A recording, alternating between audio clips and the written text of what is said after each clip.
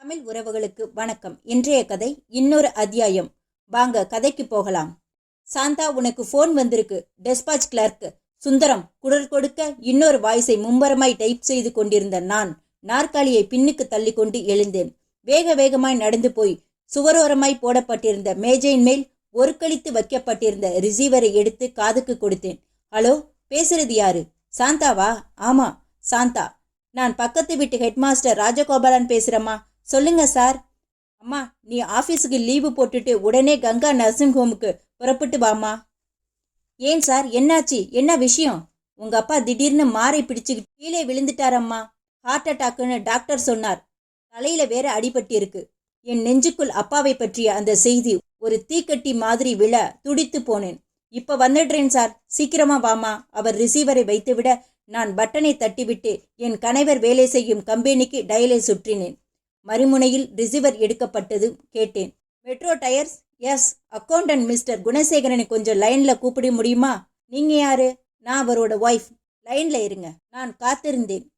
நெற்றியில் பொல பொலவென்று வியர்வை அரும்பி குங்கும பொட்டை இலக வைத்து கொண்டிருந்தது. அப்பாவுக்கு இப்படி ஹார்ட் அட்டாக் வருவது இரண்டாவது தடவை.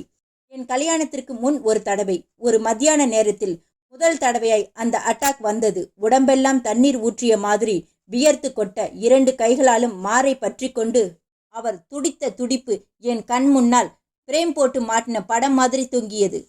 ஹலோ மிஸ்டர் குணசேகரன், சீட்ல இல்லையே. அவர் எங்க போயிருக்கார்? தெரியலையே. ப்ராஜெக்ட் சென்டருக்கு போயிருக்கலாம். நான் உடனடியா அவர் கூட பேசணுமே. விஷயம் என்னன்னு சொல்லுங்க. கன்வே பண்ணி அவரை வர சொல்றோம். என்னோட ஃபாதருக்கு, ஐ மீன் அவரோட மாமனாருக்கு திடீர்னு ஹார்ட் அட்டாக் ஏற்பட்டதாகவும் கங்கா நர்சிங் ஹோம் அட்மிட் பண்ணியிருக்கிறதாகவும் சொல்லி உடனடியா அவரை ஹாஸ்பிட்டலுக்கு வரும்படியாகவும் சொல்லிடுங்க. கண்டிப்பா சொல்லிடுறேன். ரிசீவரை வைத்துவிட்டு ஹெட் கிளார்க்கிடம் திரும்பினேன். அவர் சொன்னார், அப்பாவுக்கு உடம்பு சரியில்லை, லீவு வேணும் இல்லையா? ஆமா சார், புறப்படு. சார், லீவு லெட்டர் நாளைக்கு கொடுத்துக்கலாம். நீ முதல்ல உங்க அப்பாவை போய் பாரம்மா. முடிஞ்சா நானும் சாயந்தரம் வந்து பார்க்கிறேன். Thank you sir. என் இருக்கை திரும்பி நாற்காலியின் முதுகில் தொங்கிக் கொண்டிருந்த ஹேண்ட்பேக்கை எடுத்து என் தோளில் சரித்து கொண்டு பக்கத்து சீட்டு கல்யாணியிடம் விவரத்தை சொல்லிவிட்டு புறப்பட்டேன். ஆட்டோ பிடித்து கங்கா நர்சிங் ஹோம் போய் சேர்ந்தபோது ஐசியு வார்டுக்கு முன்பாய் ரிட்டையர்ட் ஹெட்மாஸ்டர் ராஜகோபாலன் மோவாயை தேய்த்தபடி கவலையாய் நின்றிருந்தார். சார் வாமா, அவர் எதிர்கொண்டார். டாக்டர் உள்ளே ட்ரீட்மெண்ட் கொடுத்துக்கிட்டு இருக்காங்க. உங்க அப்பா மயக்கமா சாய போறப்ப நல்ல வேலையா நான் எங்க வீட்டு ஜன்னலிலிருந்து பார்த்துக்கிட்டு இருந்தேன். உங்க உதவிக்கு ரொம்ப நன்றி சார். நன்றியெல்லாம் சொல்லி என்னை அந்நியப்படுத்தாதம்மா. எனக்கு உங்க அப்பா வயசுதான் ஆகுது. நாளைக்கு என்னோட உடம்புக்கு ஏதாவது வந்தா உதவி பண்ண மாட்டீங்களா என்ன? ஐசிவி வார்டின் அரைக்கதவு தயக்கமாய் திறக்க டாக்டர் ஒருவர் வியர்த்த நெற்றியோடு வெளிப்பட்டார். நானும் ரிட்டையர்மெண்ட் ஹெட்மாஸ்டரும் அவரை நோக்கி வேகமாய் போனோம். டாக்டர், ரத்தட்டின் கொடுத்திருக்கும். இது ஹார்ட் அட்டாக் ரகமில்லை. இருதய வாழ்வுகளில் ஏதோ கோளாறு. கார்டியாக் மானிட்டர் மூலம் இனிமேல் தான் கண்டுபிடிக்க வேண்டும். நீங்கள் அவரோட டாக்டரா? ஆமா. சன் யாரும் இல்ல? இல்ல டாக்டர், எங்க ஃபாதருக்கு நான் மட்டும்தான். உங்களுக்கு மதர் எப்போவோ இறந்துட்டாங்க. நீங்க மேரிட் பர்சன். ஃபாதர் உங்க கூட இருக்காரா இல்ல அவர் தனியா இருக்காரா? தனியா தான் இருக்கார். இனிமேல் அவர் வீட்டில் தனியா இருக்கிறது உசிதமில்லை. அவர் 3 மாசம் பெட் ரெஸ்ட்ல இருக்கணும். உங்க ஹஸ்பண்ட் வரலையா? அவருக்கு ஃபோன் பண்ணியிருக்கேன். வந்துடுவார் டாக்டர். அவர் வந்ததும் அவரை கூட்டிக்கிட்டு என்னோட ரூமுக்கு வாங்க, கொஞ்சம் பேசணும். நான் தலையசிக்க டாக்டர் நகர்ந்தார். ஹெட்மாஸ்டர் என்னை ஏறிட்டார். ஏமா, வரும்போதே உன் புருஷனையும் கூட்டிட்டு வந்திருக்கலாமே. ஃபோனில் அவர் கிடைக்கல சார். ஆஃபீஸில் தகவல் சொல்லிட்டு வந்திருக்கேன். இங்கிருந்து மறுபடியும் ஃபோன் பண்ணி பாருமா.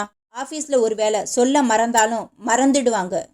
அவர் சொன்னதும் என் மனசுக்கு சரியாக படவே ஆஸ்பத்திரியின் விசாரணை கவுண்டரை நெருங்கி உள்ளே உட்கார்ந்திருந்த நர்ஸிடம் அனுமதி வாங்கி கொண்டு டெலிஃபோனை தொட்டேன். என் கணவரின் ஆஃபீஸுக்கு மறுபடியும் டயலை சுற்றிவிட்டு காத்திருந்தேன். ரிசீவர் எடுக்கப்பட்டது. Metro Tyres? Yes. Accountant mister Gunasekaran please. அடுத்த சில வினாடிகளில் என் கணவரின் குரல் ரிசீவரில் அலட்சியமாய் கேட்டது.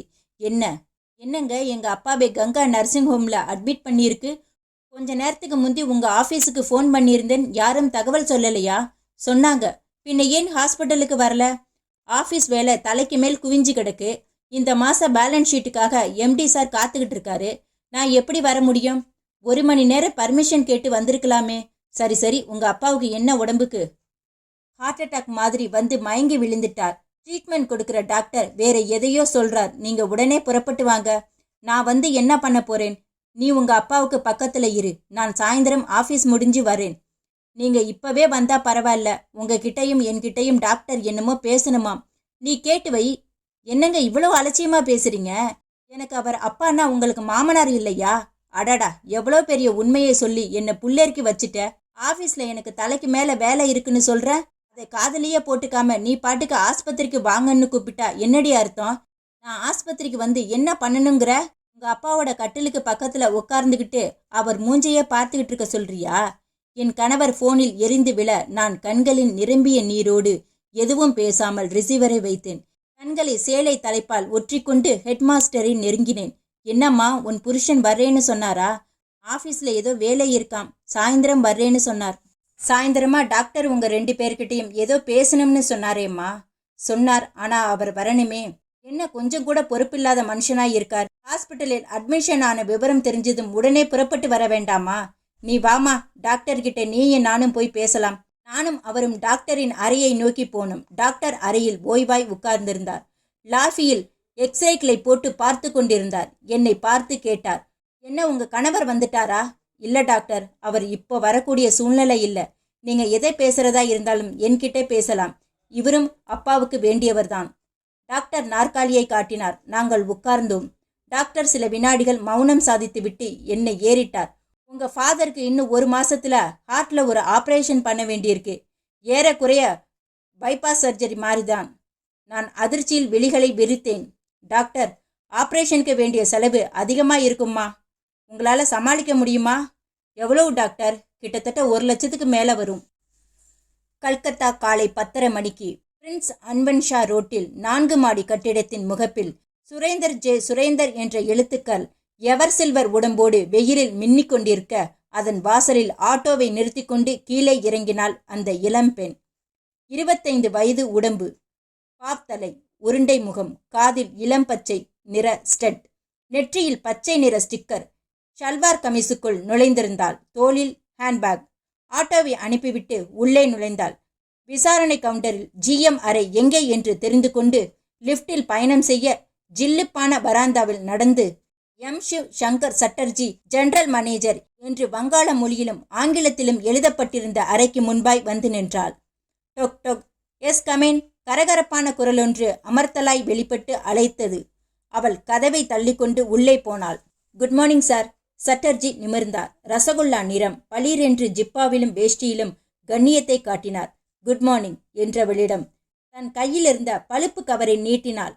அவர் அதை வாங்கி பிரித்தார். படித்தவர் மலர்ந்தார். சொன்னார் நல்ல ஆங்கில உச்சரிப்பில், மிஸ்டர் லட்சுமி உட்காருங்கள். லட்சுமி உட்கார்ந்தாள். இன்றைக்கு தான் கல்கத்தா வந்தீர்களா? ஆமாம் சார். வேலையில் இப்போது சேரப்போகிறீர்களா? ஆமாம் சார். ஒரு நிமிஷம் சொன்னவர் இன்டர்காமின் ரிசீவரை எடுத்து, மிஸ்டர் அரவிந்தன் என் அறைக்கு 1 நிமிஷம் வந்துவிட்டு போனால் மகிழ்வேன் என்று சொல்லி ரிசீவரை வைத்தார். லட்சுமியை பார்த்து பல்செட்டில் சிரித்தார். மிஸ்டர் அரவிந்தன் இந்த கம்பெனிக்கு மேனேஜர். மதராசி அவர் ஊர். அவருக்கு உங்களை அறிமுகப்படுத்தி வைக்கிறேன். நீங்கள் வேலையில் ஜாயின் பண்ணுவதற்கு அவர் உதவி புரிவார். Thank you sir. கல்கத்தா உங்களுக்கு பிடித்திருக்கிறதா? அழகான நகரம்தான், ஆனால் கொஞ்சம் அழுக்காகவும் இருக்கு. நீங்கள் இங்கே வருவது இதுதான் முதல் தடவை இல்லையா? ஆமாம் சார். டொக் டொக். கதவு சத்தமிட்டது. Please come. சட்டர்ஜி குரல் கொடுக்க அந்த இளைஞன் உள்ளே வந்தான். 30 வயது இருக்கலாம். நல்ல உயரத்தில் விரித்த மார்போடு தலை கொள்ளாத கேசத்தோடு இருந்தான். வெள்ளை பேண்ட், வெள்ளை ஷர்ட், கிரே நிற டையில் ஒரு கம்பீரம் ஒளிந்திருந்தது. சட்டர்ஜி புன்னகைத்தார். Mister Aravindan, she is miss Lakshmi from Chennai. நம்முடைய பர்ச்சேசிங் செக்ஷனில் ஸ்டெனோவாக பணிபுரிய வந்திருக்கிறார். இன்றைக்கே வேலையில் சேரப்போகிறார். Please guide her. Yes sir. தலையை அசைத்து அரவிந்தன் லட்சுமியின் பக்கம் திரும்பி கைகளை குவித்து வணக்கம் என்றான். லட்சுமியும் வணக்கம் சொல்லி எழுந்தார். இருவரும் சட்டர்ஜியிடம் சொல்லிக்கொண்டு வெளியே வந்தார்கள். தோலை உரசிக்கொள்ளாத அளவுக்கு பக்கம் பக்கமாய் நடந்தார்கள். அரவிந்தன் கேட்டான், இன்னைக்கு காலையில் தான் வந்தீர்களா? ஆமா. எங்க தங்கியிருக்கீங்க? ஹஜ்ரா ரோட்டில் இருக்கிற ஒரு லேடிஸ் ஹாஸ்டல். நீங்க மட்டும் தனியா வந்திருக்கீங்க இல்லையா? ஆமா. ஃபேமிலி எல்லாம் எங்க? ப்ராப்பர் சென்னை தானா? எனக்கு ஃபேமிலியே கிடையாது. யூ மீன் ஆர்பன் அனாதை? சாரி, நான் அந்த கேள்வியை கேட்டிருக்க கூடாது. உங்க மேல தப்பில்லை. போட்டுக்கொண்ட போன வராந்தாவில் திரும்பினார்கள். லட்சுமி தன் பாப் தலையை கோதிக்கொண்டே கேட்டாள், இங்கே சென்னையிலிருந்து வந்தவங்க வேற யாராவது இருக்காங்களா? நேத்தி வரைக்கும் நான் ஒருத்தன் மட்டுமே. இன்றிலிருந்து நீங்களும் எனக்கு பார்ட்னர். மொத்தம் இங்கே எத்தனை பேர் வேலை பார்க்குறாங்க? உங்களை சேர்த்து 545 பேர். சொல்லிக்கொண்டே அரவிந்தன் பர்ச்சேசிங் செக்ஷனுக்குள் நுழைந்தான். வரிசையாய் நிறைய மேஜைகள். ஆண்களும் பெண்களும் கதம்பமாய் கலந்து உட்கார்ந்து எந்த வம்பளப்பிலும் ஈடுபடாமல் குனிந்த தலைகளை நிமிராமல் வேலைகளில் மும்பரமாய் இருந்தார்கள். மிஸ் லட்சுமி, எல்லோரையும் அறிமுகப்படுத்த இப்போது அவகாசம் இருக்காது. உங்க வேலை சம்பந்தப்பட்ட சுப்பீரியரை மட்டும் அறிமுகப்படுத்தி வைக்கிறேன். லட்சுமி தலையசைத்தாள். அரவிந்தன் ஒவ்வொரு மேஜையாய் கூட்டிக் கொண்டு போய் ஒரு பானர்ஜியையும் 2 மிராசுகளையும் அறிமுகப்படுத்தினான். கடைசியாய் செக்ஷன் மேனேஜர் பத்ரிநாத் அறைக்குள் நுழைந்தார். பத்ரிநாத் நடுத்தர வயதில் பட்டையாய் பிரேமிட்ட கண்ணாடியை போட்டுக்கொண்டு டை அடித்த கிராப்பில் ஒரு டிபிக்கல் வங்காளியை ஞாபகப்படுத்தினார். அரவிந்தன் லட்சுமியை அறிமுகப்படுத்த பத்ரிநாத் கண்ணாடியை சுழற்றி கொண்டு வெல்கம் என்றார். அரவிந்தன் லட்சுமியின் பக்கம் திரும்பினான். மிஸ் லட்சுமி, இவர் இன்ஸ்ட்ரக்ஷன் படிதான் நீங்க இங்கே வேலை பார்க்கணும். He is the superior of this section. நான் கிளம்புகிறேன். see you later என்று அவன் விடை பெற்று கொண்டு போனதும் லட்சுமி பத்ரிநாத் முன்பு ஒரு தனிமை உணர்வோடு நின்றாள். பத்ரிநாத் நாற்காலியை காட்டினார். Take your seat. உட்கார்ந்தவள் தொடர்ந்து ஆங்கிலத்தில் கேட்டார். இந்தி தெரியுமா? சுமாரா. இந்த ஸ்டெனோ போஸ்டுக்கு சுமார் 100 அப்ளிகேஷன் வந்திருந்தது. கடுமையான போட்டி. கேண்டிடேட்டை செலக்ட் பண்ற பொறுப்பை ஜிஎம் என்கிட்ட கொடுத்தார். நான் உன்னை செலக்ட் பண்ணினேன். Thank you sir. உன்னை நான் ஏன் செலக்ட் பண்ணினேன் தெரியுமா? லட்சுமி பத்ரிநாத்தை பார்க்க அவர் தொடர்ந்தார். முக்கியமான 3 குவாலிஃபிகேஷன். 1 அழகு, 2 ஷார்ட் ஹேண்டில் உன்னோட தேர்ச்சி, 3 நீ ஒரு Madrasi girl. I like Madrasi girls. Lakshmi அவரை கொஞ்சம் ஆசுசையாய் பார்த்தாள். ஆனால் பத்ரிநாத் அதை பொருட்படுத்தாமல் பேசிக்கொண்டு போனார். அழகோட பூர்ணத்துவமே மதராசி பெண்கள் கிட்ட தான் இருக்கு. இன்னைக்கு இந்தி சினிமா ஃபீல்டில் மதராசி நடிகை தான் நம்பர் 1. லட்சுமி பேசாமல் உட்கார்ந்திருந்தாள். உனக்கு என்ன வயசு? அவரே கேட்டார். 25. நம்ப முடியல. டீனேஜ் கேர்ள் மாதிரி இருக்க. ஆமா, இவ்வளவு வயசு வரைக்கும் நீ ஏன் கல்யாணம் பண்ணிக்கல? நான் பிரியப்படலை. காரணம்? லக்ஷ்மி முகம் சிவந்தாள். அதை நான் யாருக்கும் சொல்ல வேண்டிய அவசியம் இல்லை. நீ கோபித்தாலும் அழகாயிருக்க.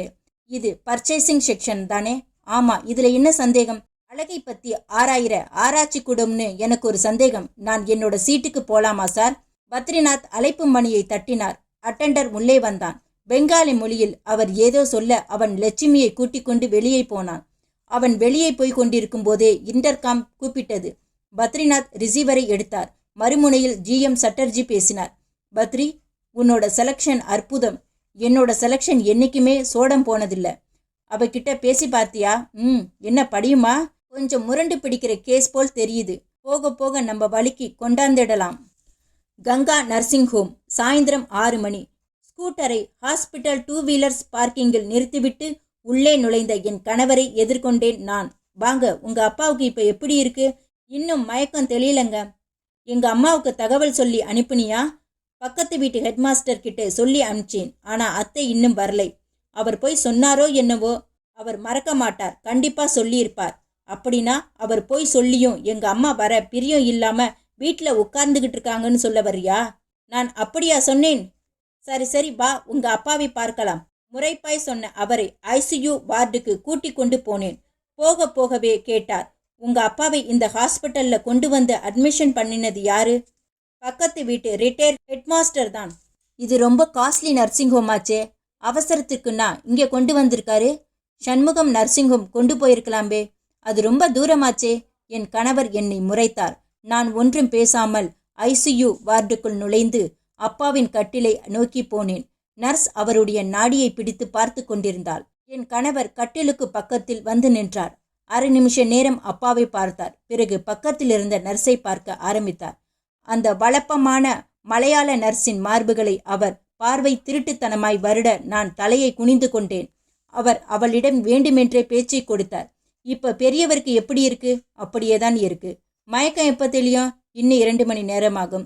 டாக்டர் என்ன சொன்னார்? நீங்க டாக்டர்கிட்டே கேளுங்க. அவள் சொல்லிவிட்டு அடுத்த வார்டை நோக்கி போக அவள் மறையும் வரை வெறிக்க பார்த்துவிட்டு சாவாதனமாய் என் பக்கமாய் திரும்பினார். உங்க அப்பாவுக்கு இப்ப என்ன வயசு? 60 ஒரு கண்டம்னு சொல்லுவாங்க. நான் பேசாமல் இருந்தேன். டாக்டர் என்ன சொல்றார்? பேசி பார்த்தாயா? என்ன சொன்னார்? வாங்க, அப்படி வராண்டா பக்கம் போயிடுவோம்.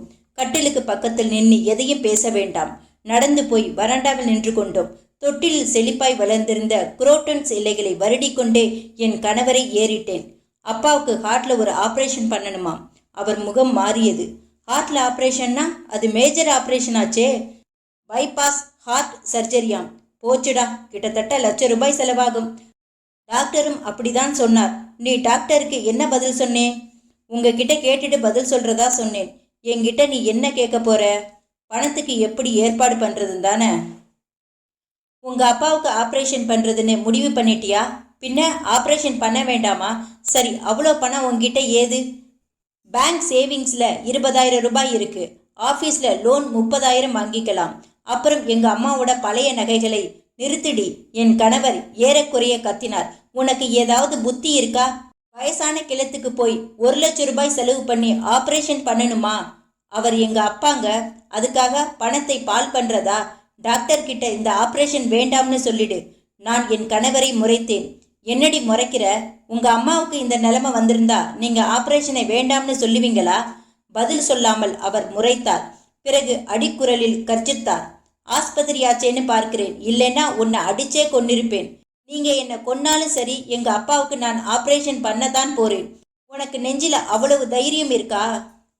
இதுக்கெல்லாம் தைரியம் வேண்டியதில்லைங்க. நெஞ்சில கொஞ்சம் ஈரமும் மனிதாபிமானமும் இருந்தா போதும். உனக்கு சரியான திமிருடி. உங்கள பாதியாச்சே நான். என் கணவரின் நெற்றியோர நரம்புகள் கூட்டமாய் துடிக்க கண்கள் சிவப்பேறியது. அவர் ஏதோ ஆத்திரமாய் சொல்ல முயன்ற போது நான் கையமர்த்தினேன். உங்க அம்மா வர்றாங்க. அவர் திரும்பி பார்த்துவிட்டு மௌனமானார். என் அத்தை வாய் நிறைய தாம்பூலத்தை குதப்பிக்கொண்டே ஏதோ கல்யாண வீட்டுக்கு வருவது போல் பளிச்சென்ற புடவையில் வந்தார். என்னை பார்த்து தாம்பூல வாயை உயர்த்தி கொண்டு கேட்டாள், உங்க அப்பனுக்கு என்ன ஆச்சு? நெஞ்சுவலி அத்தை. வயசாச்சில்ல, இனிமே எல்லாமே வரும். ஹெட்மாஸ்டர் எப்போ வந்து தகவல் சொன்னார் அத்தே? அவர் மத்தியானமே வந்து சொன்னாரு. என்னால தான் உடனே கிளம்பி வர முடியல. மத்தியானம் சாப்பிட்டுட்டு படுத்துட்டேன். நல்லா தூங்கிட்டேன். உங்க அப்பன் எங்கே படுத்திருக்காரு? வா பார்க்கலாம். நான் அசையாமல் நின்றேன். ஏன், எங்க அம்மா சொன்னது காதுல விழலையா? கூட்டிட்டு போய் உங்க அப்பனை காட்டு. நான் போய் டாக்டர் கிட்ட பேசிட்டு வந்துடுறேன். டாக்டர் கிட்ட என்ன பேச போறீங்க? பேசினப்புறம் வந்து சொல்றேன். என் கணவர் டாக்டர் இருந்த அறையை நோக்கி போனார். மிஸ் லட்சுமி. ஆபீஸை விட்டு வெளியேறி கொண்டிருந்த லட்சுமி நின்று திரும்பி பார்த்தாள். அரவிந்தன் வந்து கொண்டிருந்தான். Good evening. Good evening mister Aravindan. ஹாஸ்டலுக்கு புறப்பட்டுட்டீங்களா? ஆஃபீஸில் முதல் நாள் வேலை எப்படி இருந்தது? உண்மையான அபிப்பிராயத்தை சொல்லட்டுமா? லட்சுமி புன்னகைத்து கொண்டே கேட்டாள். நானும் உண்மையான அபிப்பிராயத்தை தான் கேட்டேன். 4-5 ரவுடிகளுக்கு மத்தியில் வேலை பார்க்குற மாதிரி இருந்தது. அரவிந்தன் லேசாய் அதிர்ச்சி காட்டி நிமிர்ந்தான். லட்சுமி, நீங்கள் என்ன சொல்கிறீங்க? எனக்கு நீங்கள் அறிமுகப்படுத்தி வச்ச சுப்பீரியர்ஸ் 4 பேரும் அவங்க வேலைகளை பார்க்காம என்னோட மாறாப்பு எப்போ விலகும்னு பார்த்துக்கிட்டு இருந்தாங்க. அரவிந்தன் இன்னும் அதிர்ச்சிக்கு போனான். பட்டவர்த்தனமாய் பேசும் லட்சுமியை ஏறிட்டான். லட்சுமி, நாளைக்கு ஆஃபீஸ் வரும்போது ஒரு போர்வையை போர்த்துக்கிட்டு வரப்போறேன். பத்ரிநாத் கொஞ்சம் சபல பேர்வழி. அழகான பெண்களை பார்த்தால் கொஞ்சம் வலிவார். Don't mind it. வாங்க, பேசிக்கிட்டே போலாம். இருவரும் நடந்தார்கள். நோ மிஸ்டர் அரவிந்தன், இதை மைண்ட் பண்ணிதான் ஆகணும். ஒரு பெண்ணை காம இச்சையோடு பார்க்கிறது எவ்வளவு வெட்கக்கேடான விஷயம் தெரியுமா?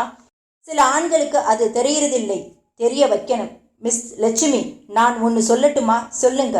இந்த கம்பெனியில் இருக்கிற சுப்பீரியர்ஸ் எல்லாருமே பெண்களை சீண்டி பார்க்கிற ரகம். பெண்கள் மசிஞ்சா உபயோகப்படுத்திக்குவாங்க, முறைச்சா விலகிக்குவாங்க. என்கிட்ட வாலாட்டினா நான் பாதுஷா பட்டாபிஷேகமே பண்ணலாம்னு இருக்கேன். நோ நோ, உணர்ச்சி வசப்பட்டு அப்படியெல்லாம் பண்ணிடாதீங்க. சும்மா வார்த்தையில் மிரட்டினாலே போதும், வாளை சுருட்டிக்குவாங்க. ஸ்கவுண்டர்ஸ். முதல் நாளே உங்களுக்கு கசப்பான அனுபவம். ஆண்கள் ஏன் இப்படி இருக்காங்கன்னு எனக்கு புரியல. காரணம் எனக்கு தெரியும். என்ன காரணம்? பெண்கள் தான். சில பெண்கள் தங்களுடைய அதிகபட்ச தேவைகளுக்காக ஆண்கள் கிட்டே வலிய போய் சோரம் போறது தான். நோ மிஸ்டர் அரவிந்தன், நான் அதை ஒத்துக்க மாட்டேன். அரவிந்தன், பெண்களை போஸ்ட் பண்றதே ஆண்கள் தான். பெண்களோட இயலாமையை உபயோகப்படுத்தி அவங்களை ஆதிக்கம் பண்றது தான் ஆண்களோட வேலை.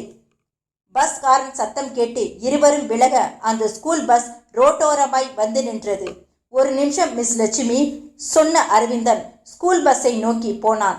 பஸ்ஸின் பின்பக்க கதவு திறக்கப்பட்டு ஆயா ஒருத்தி 4 வயது பெண் குழந்தையை எடுத்து அரவிந்தனிடம் கொடுக்க அரவிந்தன் அந்த குழந்தையை வாங்கி தோளில் சாத்திக் கொண்டு லட்சுமியை நோக்கி வந்தான்.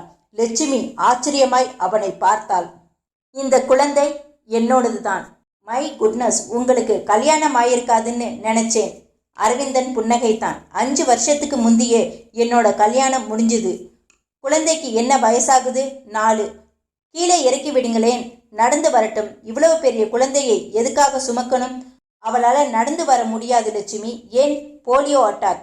லட்சுமி அதிர்ச்சியை ஜீர்ணித்துக் கொள்வதற்குள் குழந்தை அரவிந்தனின் கன்னத்தோடு கன்னம் பதித்து கொண்டே கேட்டாள். டாடி, இந்த ஆண்டி யாரு? எங்க ஆபீஸ்ல வேலை பார்க்க வந்திருக்கிற புது ஆண்டி. வணக்கம் ஆண்டி. பிஞ்சி கைகளை குவித்தாள் குழந்தை. லட்சுமி நெகிழ்ச்சியான குரலோடு கன்னத்தை தட்டி கொண்டே கேட்டாள். உன் பேர் என்னம்மா? ஜான்சி. ஜான்சியா? அப்பாவுக்கு ஜான்சி ராணினா ரொம்ப பிடிக்குமாம்.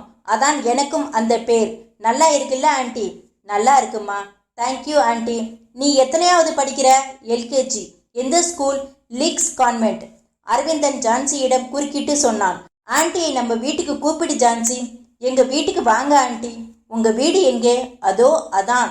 கொஞ்சம் தொலைவில் இருந்த ஹவுசிங் யூனிட்டை காட்டினாள். லட்சுமி ஆச்சரியப்பட்டாள். அட, இவ்வளவு பக்கத்துல இருக்கு. வாங்க ஆண்டி, போகலாம். இன்னொரு நாளைக்கு வரேன்மா. நோ, இன்னைக்கே நீங்க வரணும். அரவிந்தன் கூப்பிட்டான். வாங்க மிஸ் லட்சுமி, ஒரு 5 நிமிஷம் நடைதான். வீட்டுக்கு போய் ஒரு காஃபி சாப்பிட்டுட்டு போகலாம். கண்டிப்பா வரணுமா? வந்தா நானும் என் மகளும் சந்தோஷப்படுவோம். ஏன் உங்க மனைவி சந்தோஷப்பட மாட்டாங்களா? அவ இருந்தால் தானே சந்தோஷப்படுறதுக்கு. டாக்டர் எதிரில் நான் நின்றிருந்தேன். அவர் கடுமையான குரலில் கேட்டுக்கொண்டிருந்தார். என்னம்மா, உங்க அப்பாவுக்கு ஆபரேஷனை பண்றதா வேண்டாமா? பண்ணணும் டாக்டர். உன் புருஷன் பண்ண வேண்டாங்கிறாரு. 60 வயசானவருக்கு 1 லட்சம் ரூபாயில ஹார்ட் சர்ஜரி அவசியமானு கேட்கிறாரு.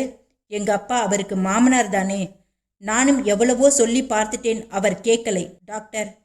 அவரோட பேச்சை நீங்க பொருட்படுத்தாதீங்க டாக்டர். ஆபரேஷனுக்கு வேண்டிய ஏற்பாடுகளை பண்ணுங்க. பணம் தயார் பண்ணிட்டியா? 1 வாரம் அல்லது 10 நாள்ல கிடைச்சிடும் டாக்டர். இதோ பாரம்மா, இந்த ஆபரேஷனை பண்றது வேற டாக்டர். அவர்கிட்ட டேட் வாங்கி ஆபரேஷனை ஃபிக்ஸ் பண்ணும்போதே பணத்தை கொடுத்துடணும். கடைசி நேரத்துல வந்து கையை பிசைஞ்சுக்கிட்டு நிக்க கூடாது. இப்பவே உன் புருஷன் ஆபரேஷன் வேண்டாங்கிறாரு. என்னை பெத்தவருக்காக நான் பண்ற செலவு இது. அவரோட பேச்சை நீங்க கேட்க வேண்டாம் டாக்டர். எதுக்கும் நல்லா யோசனை பண்ணிக்குமா. பணத்தை பெருசா நினைக்கிறவங்க தான் யோசனை பண்ணணும். நான் அப்பாவை பெருசா நினைக்கிறவ. யோசனை பண்ண வேண்டிய அவசியமே இல்லை டாக்டர். It's okay. டாக்டர் தோள்களை குலுக்கி தலையை ஆட்ட நான் அவருடைய அறையை விட்டு வெளியே வந்தேன். என் கணவரும் மாமியாரும் சுவாரஸ்யமாய் நின்றிருந்தார்கள். டாக்டர் கிட்ட என்ன பேசிட்டு வர்ற? இடுப்பில் கை வைத்து கேட்ட என் அத்தையை நான் துணிச்சலாய் ஏறிட்டேன். என்ன பேசுவாங்க? ஆபரேஷனை பத்தி தான் பேசிட்டு வர்றேன். நானும் என் புள்ளையும் சொன்னதையெல்லாம் இந்த காதுல வாங்கி அந்த காதுல விட்டுட்டியா? நீங்க சொன்னதெல்லாம் காதுல போட்டுக்க வேண்டிய விஷயமே இல்லை. எனக்கு எங்க அப்பா தான் முக்கியம். வயசான உங்க அப்பாவுக்காக 1 லட்சம் ரூபாய் செலவு பண்ணி ஆபரேஷன் பண்ண வேண்டியது அவசியம்தானா? அவசியம் மட்டுமில்லை, கடமையும் கூட தான். உன்னோட ஆசை அதுதான்னா நான் சொல்றதை கேட்டுக்க. என்ன சொல்ல போறீங்க? உங்க அப்பாவுக்கு எவ்வளவு லட்சம் வேணும்னாலும் செலவு பண்ணி ஆபரேஷனை பண்ணு. நான் வேண்டாங்கல. ஆனா பேங்க்ல இருந்து பணத்தை எடுக்கவோ ஆபீஸ்ல லோன் போடவோ கூடாது. சரி, என்ன சரி? பேங்க்ல என் கணக்கில் இருக்கிற பணத்தை எடுக்கல, ஆபீஸ்ல லோன் போடல, போதுமா? உங்க அப்பா உனக்கு கல்யாணத்துக்காக போட்ட நகைகளும் விற்க கூடாது. சரி, விற்கல. என் கணவர் என்னை ஆச்சரியமாக பார்த்தார். என்னடி கிண்டல் பண்றியா? இதை விட்டா உனக்கு எப்படிடி பணம் கிடைக்கும்? எங்க அப்பாவுக்கு சொந்தமான வீடு இருக்கே, அதை மறந்துட்டீங்களா? பேங்க்ல அதை அடமான வைக்க ஏற்பாடு பண்ணிட்டேன். அம்மாவும் மகனும் ஒருத்தரை ஒருத்தர் பார்த்து கொண்டார்கள். என் கணவர் சீறினார். யாரை கேட்டுக்கிட்டு இந்த முடிவுக்கு வந்த? எங்க அப்பா வீட்டை அடமான வைக்கிறதுக்கு நான் யாரை கேட்கணும்? உனக்கு நான் தாலி கட்டின புருஷன் என்கிட்ட ஒரு வார்த்தை சொன்னியா? சொன்னா உங்க பதில் என்னவா இருக்குன்னு எனக்கு தெரியாதா என்ன? மாமியார் என்னை ஏறிட்டாள். இதோ பார் சாந்தா, உங்க அப்பாவோட வீட்டை என்ன வேணும்னாலும் பண்ணிக்க உனக்கு உரிமை இருக்கு. நான் மறுக்கல. ஆனா அந்த வீட்டை அடமான வச்சு கிடைக்கிற பணத்தை ஆபரேஷனுக்கு செலவு பண்றது மடத்தனம். அதை நான் புத்திசாலித்தனம்னு நினைக்கிறேன். எங்க அம்மாவை சின்ன வயசுலயே இழந்துட்டேன். எங்க வீட்டு உறவுல எனக்கு இருக்கிற ஒரே பந்தம் என்னோட அப்பா தான். டாக்டர் கிட்ட தெளிவா பேசிட்டு தான் இந்த ஆபரேஷனுக்கு நான் ஒத்துக்கிட்டேன். ஆப்ரேஷன் பண்ணினா எங்க அப்பா நிச்சயமா 10 வருஷத்திலிருந்து 15 வருஷம் வரைக்கும் உயிரோடு இருப்பாராம். ஆப்ரேஷன் பண்ணாம விட்டுட்டா வர 6 மாசத்துக்குள்ளேயே எந்த நிமிஷமும் முடிவு அவரை நெருங்கலாம். டாக்டர் என்ன கடவுளா? அவர் சொல்றதெல்லாம் அப்படியே நடக்கிறதுக்கு? டாக்டர் சொல்றதை நான் நம்புகிறேன். முடிவா நீ என்னதான் சொல்றேன்? நான் ஏற்கனவே சொன்னதுதான் முடிவு. என்னோட பேச்சை மீறி நடந்தா பின்னாடி நீ ரொம்பவும் வருத்தப்படுவ. நான் நிகழ்காலத்தை பத்தி யோசிக்கிறவ. பாத்தியாமா எவ்வளவு திமிரா பேசுறா? இது திமிர் இல்லைங்க, நியாயமான என்னோட எண்ணம். நான் புன்னகையோடு சொல்லி கொண்டிருக்கும் போதே அப்பாவை கவனித்துக் கொள்கிற நர்ஸ் பதட்டமாய் வராண்டாவில் ஓடி வருவது தெரிந்தது. அரவிந்தன் சொன்னதை கேட்டு லட்சுமி அதிர்ந்து போய் முகம் மாறினாள். கலக்கமான குரலில் கேட்டாள், உங்க மனைவி இல்லையா? என்ன ஆனாங்க? அரவிந்தன் கசப்பாய் சிரித்தான். பயப்படாதீங்க மிஸ் லட்சுமி, அவங்க செத்து போயிடல, உயிரோட தான் இருக்காங்க. உயிரோடு இருந்தா உங்களோட ஏன் வாழலை? என்னோடவும் என் மகள் ஜான்சியோடவும் அவளுக்கு வாளை பிடிக்கலை. போயிட்டா. எங்க போயிட்டாங்க? தனக்கு பிடிச்ச ஒருத்தனோட. லட்சுமி திடுக்கிட்டாள். Aravindan, you mean? Yes, illegal contact. குழந்தை ஜான்சி குறுக்கிட்டு கத்தினாள். ஆண்டி, இதான் எங்க வீடு. சுத்தியும் தோட்டம் போட்டிருக்கும், ரோஜா இருக்கு. லட்சுமி அந்த வீட்டை பார்த்தாள். Calcutta housing unit board. அசிரத்தையாய் கட்டி கொடுத்த வீடு அது. பங்களா டைப்பில் ஒரு தீப்பெட்டி வீடு. அரவிந்தன் சட்டை பையில் இருந்த சாவியை எடுத்து பூட்டிற்கு கொடுத்து கதவை திறந்தான். உள்ளே போனார்கள். ஜான்சியை சோஃபாவில் உட்கார்த்தி வைத்த அரவிந்தன் லட்சுமிக்கு லார்காலியை காட்டினான். உட்காருங்கள் லட்சுமி. லட்சுமி உட்கார்ந்தாள். அரவிந்தன், இந்த வீட்டில் நீங்க 2 பேர் மட்டும்தானா? ஆமா. சமையல் யார் பண்ணுவாங்க? காலை நேரத்துல ஒரு அம்மா வருவாங்க. டிஃபன், மதிய சாப்பாடு, ராத்திரி சாப்பாடு எல்லாமே ப்ரிப்பேர் பண்ணி கொடுத்துட்டு போயிடுவாங்க. ஜான்சியோட அம்மா இப்ப எங்க இருக்காங்க? டில்லி. யார் அந்த பொறுக்கி? ரொம்பவும் உணர்ச்சி வசப்படாதீங்க லட்சுமி. இந்த குழந்தையை விட்டு பிரிய உங்க ஒய்ஃபுக்கு எப்படிதான் மனசு வந்ததோ? அவ என்னை விட்டு போனதுக்கு காரணமே போலியோவால பாதிக்கப்பட்ட இந்த குழந்தைதான். அவ ஒரு சொகுசான வாழ்க்கையை விரும்பினா. அந்த வாழ்க்கையை என்னால் அவளுக்கு கொடுக்க முடியல. நடக்க முடியாம தவழ்கிற இந்த குழந்தையை பார்த்து எரிச்சல் பட்டா. குழந்தையை எடுத்துக்கிட்டு வெளியே போறதை ஒரு கௌரவ குறைச்சலா நினைச்சா. ஒரு நாள் என்கிட்ட அந்த பயங்கர யோசனையை சொன்னா. பயங்கர யோசனையா? எஸ். போலியோவால் பாதிக்கப்பட்ட ஜான்சியை ஹாஸ்பிட்டலுக்கு கொண்டு போய் மெர்சி கில்லிங் பண்ணிட்டா என்னான்னு கேட்டா. லட்சுமியின் கண்கள் அதிர்ச்சியில் விரிந்தன. மை குட்னஸ், அவள் தாய்தானா? இதே கேள்வியைதான் நானும் அவகிட்ட கேட்டேன். முதல் தடவையா அவளை அடிச்சேன். துவசம் பண்ணிருக்க வேண்டாமா? மறுநாள் காலையில நான் கண் விழிக்கும் போது மேஜையின் மேல் ஒரு லெட்டர் இருந்தது. எடுத்து படிச்சேன். அன்புள்ள அரவிந்த், நான் விரும்பின ஒருவரோடு டெல்லி போகிறேன். என்னை பற்றி கவலைப்பட வேண்டாம். போலீசிலும் புகார் கொடுக்க வேண்டாம். உங்களுடன் நரகத்திற்கு சமமான வாழ்க்கை வாழ எனக்கு விருப்பமில்லை. தயவு செய்து என்னை தேடும் முயற்சியில் ஈடுபட வேண்டாம். உங்கள் மாஜி மனைவி கபிலா. லட்சுமி அயர்ந்து போய் உட்கார்ந்திருந்தாள். அரவிந்தன் எழுந்து மெல்ல நடந்து போய் சுவர் அலமாரி கதவை திறந்து அந்த பெரிய பிளாஸ்கையும் 3 கப்பன் சாசர்களையும் எடுத்து வந்தான். நீங்கள் காஃபி சாப்பிடுவீங்களா? கப்பன் சாசர்களை நேர்கோடு மாதிரி வைத்து காப்பியை ஊற்றினான் அரவிந்தன். லட்சுமி மெல்லிய குரலில் கேட்டாள், ஜான்சிக்கு அம்மா ஞாபகம் வர்றதில்லையா? வரும், கேப்பா. எதையாவது சொல்லி சமாளிச்சிடுவேன். உங்க ஒய்ஃப் உங்களை விட்டு பிரிஞ்சு எவ்வளவு நாள் இருக்கும்? 1 வருஷமாச்சு. நடுவுல எப்பயாவது பார்த்தீங்களா? டெல்லியில் யார் கூட இருக்கிறாங்கன்னு தெரியுமா? தெரியாது. உங்க ஒய்ஃப் எங்கேன்னு கேட்குறவங்களுக்கு நீங்க என்ன பதில சொல்லிட்டு இருக்கீங்க? உண்மையான பதிலை தான் சொல்லிட்டு இருக்கேன். ஆன்ட்டி, காஃபி சாப்பிடுங்க. ஜான்சி ஒரு கப்பன் சாசரை தன் பிஞ்சு கைகளால் எடுத்து லட்சுமியிடம் நீட்டினாள். லட்சுமி வாங்கி கொண்டு அவளுடைய கன்னத்தை தட்டினாள். ஆன்ட்டி, எனக்கு ரைம்ஸ் சொல்லி தர்ற மிஸ்ஸும் உங்க மாதிரி அழகா செவப்பா இருப்பாங்க. அப்படியா? ஆனா உங்க மாதிரி சிரிச்சிட்டு பேச மாட்டாங்க, கத்துவாங்க. ரைம்ஸ் சொல்லாட்டி போனா கன்னத்தை பிடிச்சு இழுப்பாங்க. உனக்கு என்ன ரைம்ஸ் தெரியுமா? பாபா, பிளாக்ஷிப், அப்புறம் ஜோக் அண்ட் ஜில். காஃபியை குடிச்சிட்டு இந்த ஆன்ட்டிக்கு ரைம்ஸ் சொல்லி காட்டுறியா? தலையை ஆட்டிய ஜான்சி லட்சுமியை ஏறிட்டாள். ஆன்ட்டி, நான் ஒரு கேள்வி கேட்டா நீங்க பதில் சொல்லுவீங்களா? கேளு. ஏபிசிடி எத்தனை எழுத்து?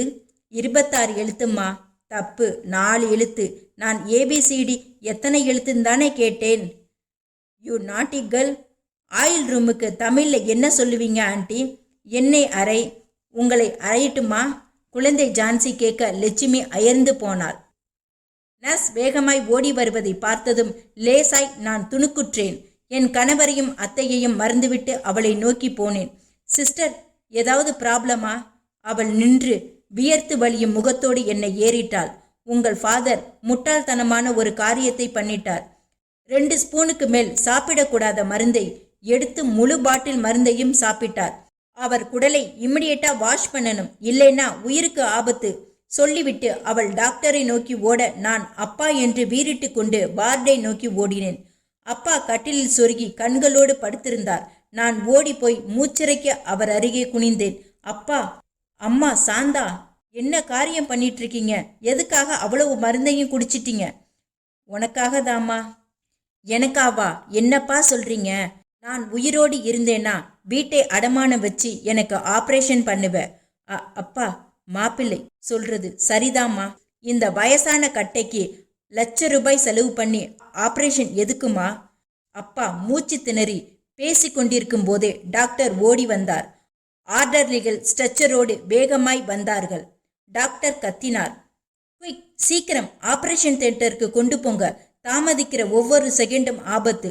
அப்பாவை ஸ்ட்ரெச்சரில் வாரிக்கொண்டு போனார்கள். என் கணவரும் அத்தையும் எனக்கு 2 பக்கங்களிலும் வந்து நின்றார்கள். இப்படியா ஒரு மனுஷன் முழு பாட்டில் மருந்தையும் குடிப்பார்? நான் என் கணவரை ஏறிட்டேன். நீர் மின்னும் கண்களால் அவரை உறுத்து பார்த்தேன். என்ன பார்க்குற? நீங்களோ அத்தையோ ஒரு வார்த்தையாவது அவர்கிட்ட அன்பா பேசியிருந்தா அவர் அந்த பாட்டில் மருந்தை சாப்பிட்டிருக்க மாட்டார். என்னடி உளர்ற?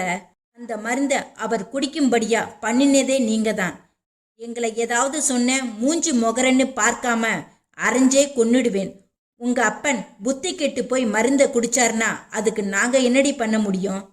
இருதயம் வச்சுக்கிட்டு இருக்கிற இடத்துல கருங்கலை வச்சுக்கிற உங்ககிட்ட நின்று பேசிக்கிட்டு இருக்கிறதே பாவம் சொல்லிவிட்டு ஆபரேஷன் தியேட்டரை நோக்கி ஓடினேன்.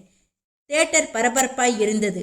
நர்ஸ்கள் உள்ளே போவதும் வெளியே வருவதுமாக ஒரு போர்க்கால அவசரத்தை நினைவுபடுத்தி கொண்டிருந்தார்கள்.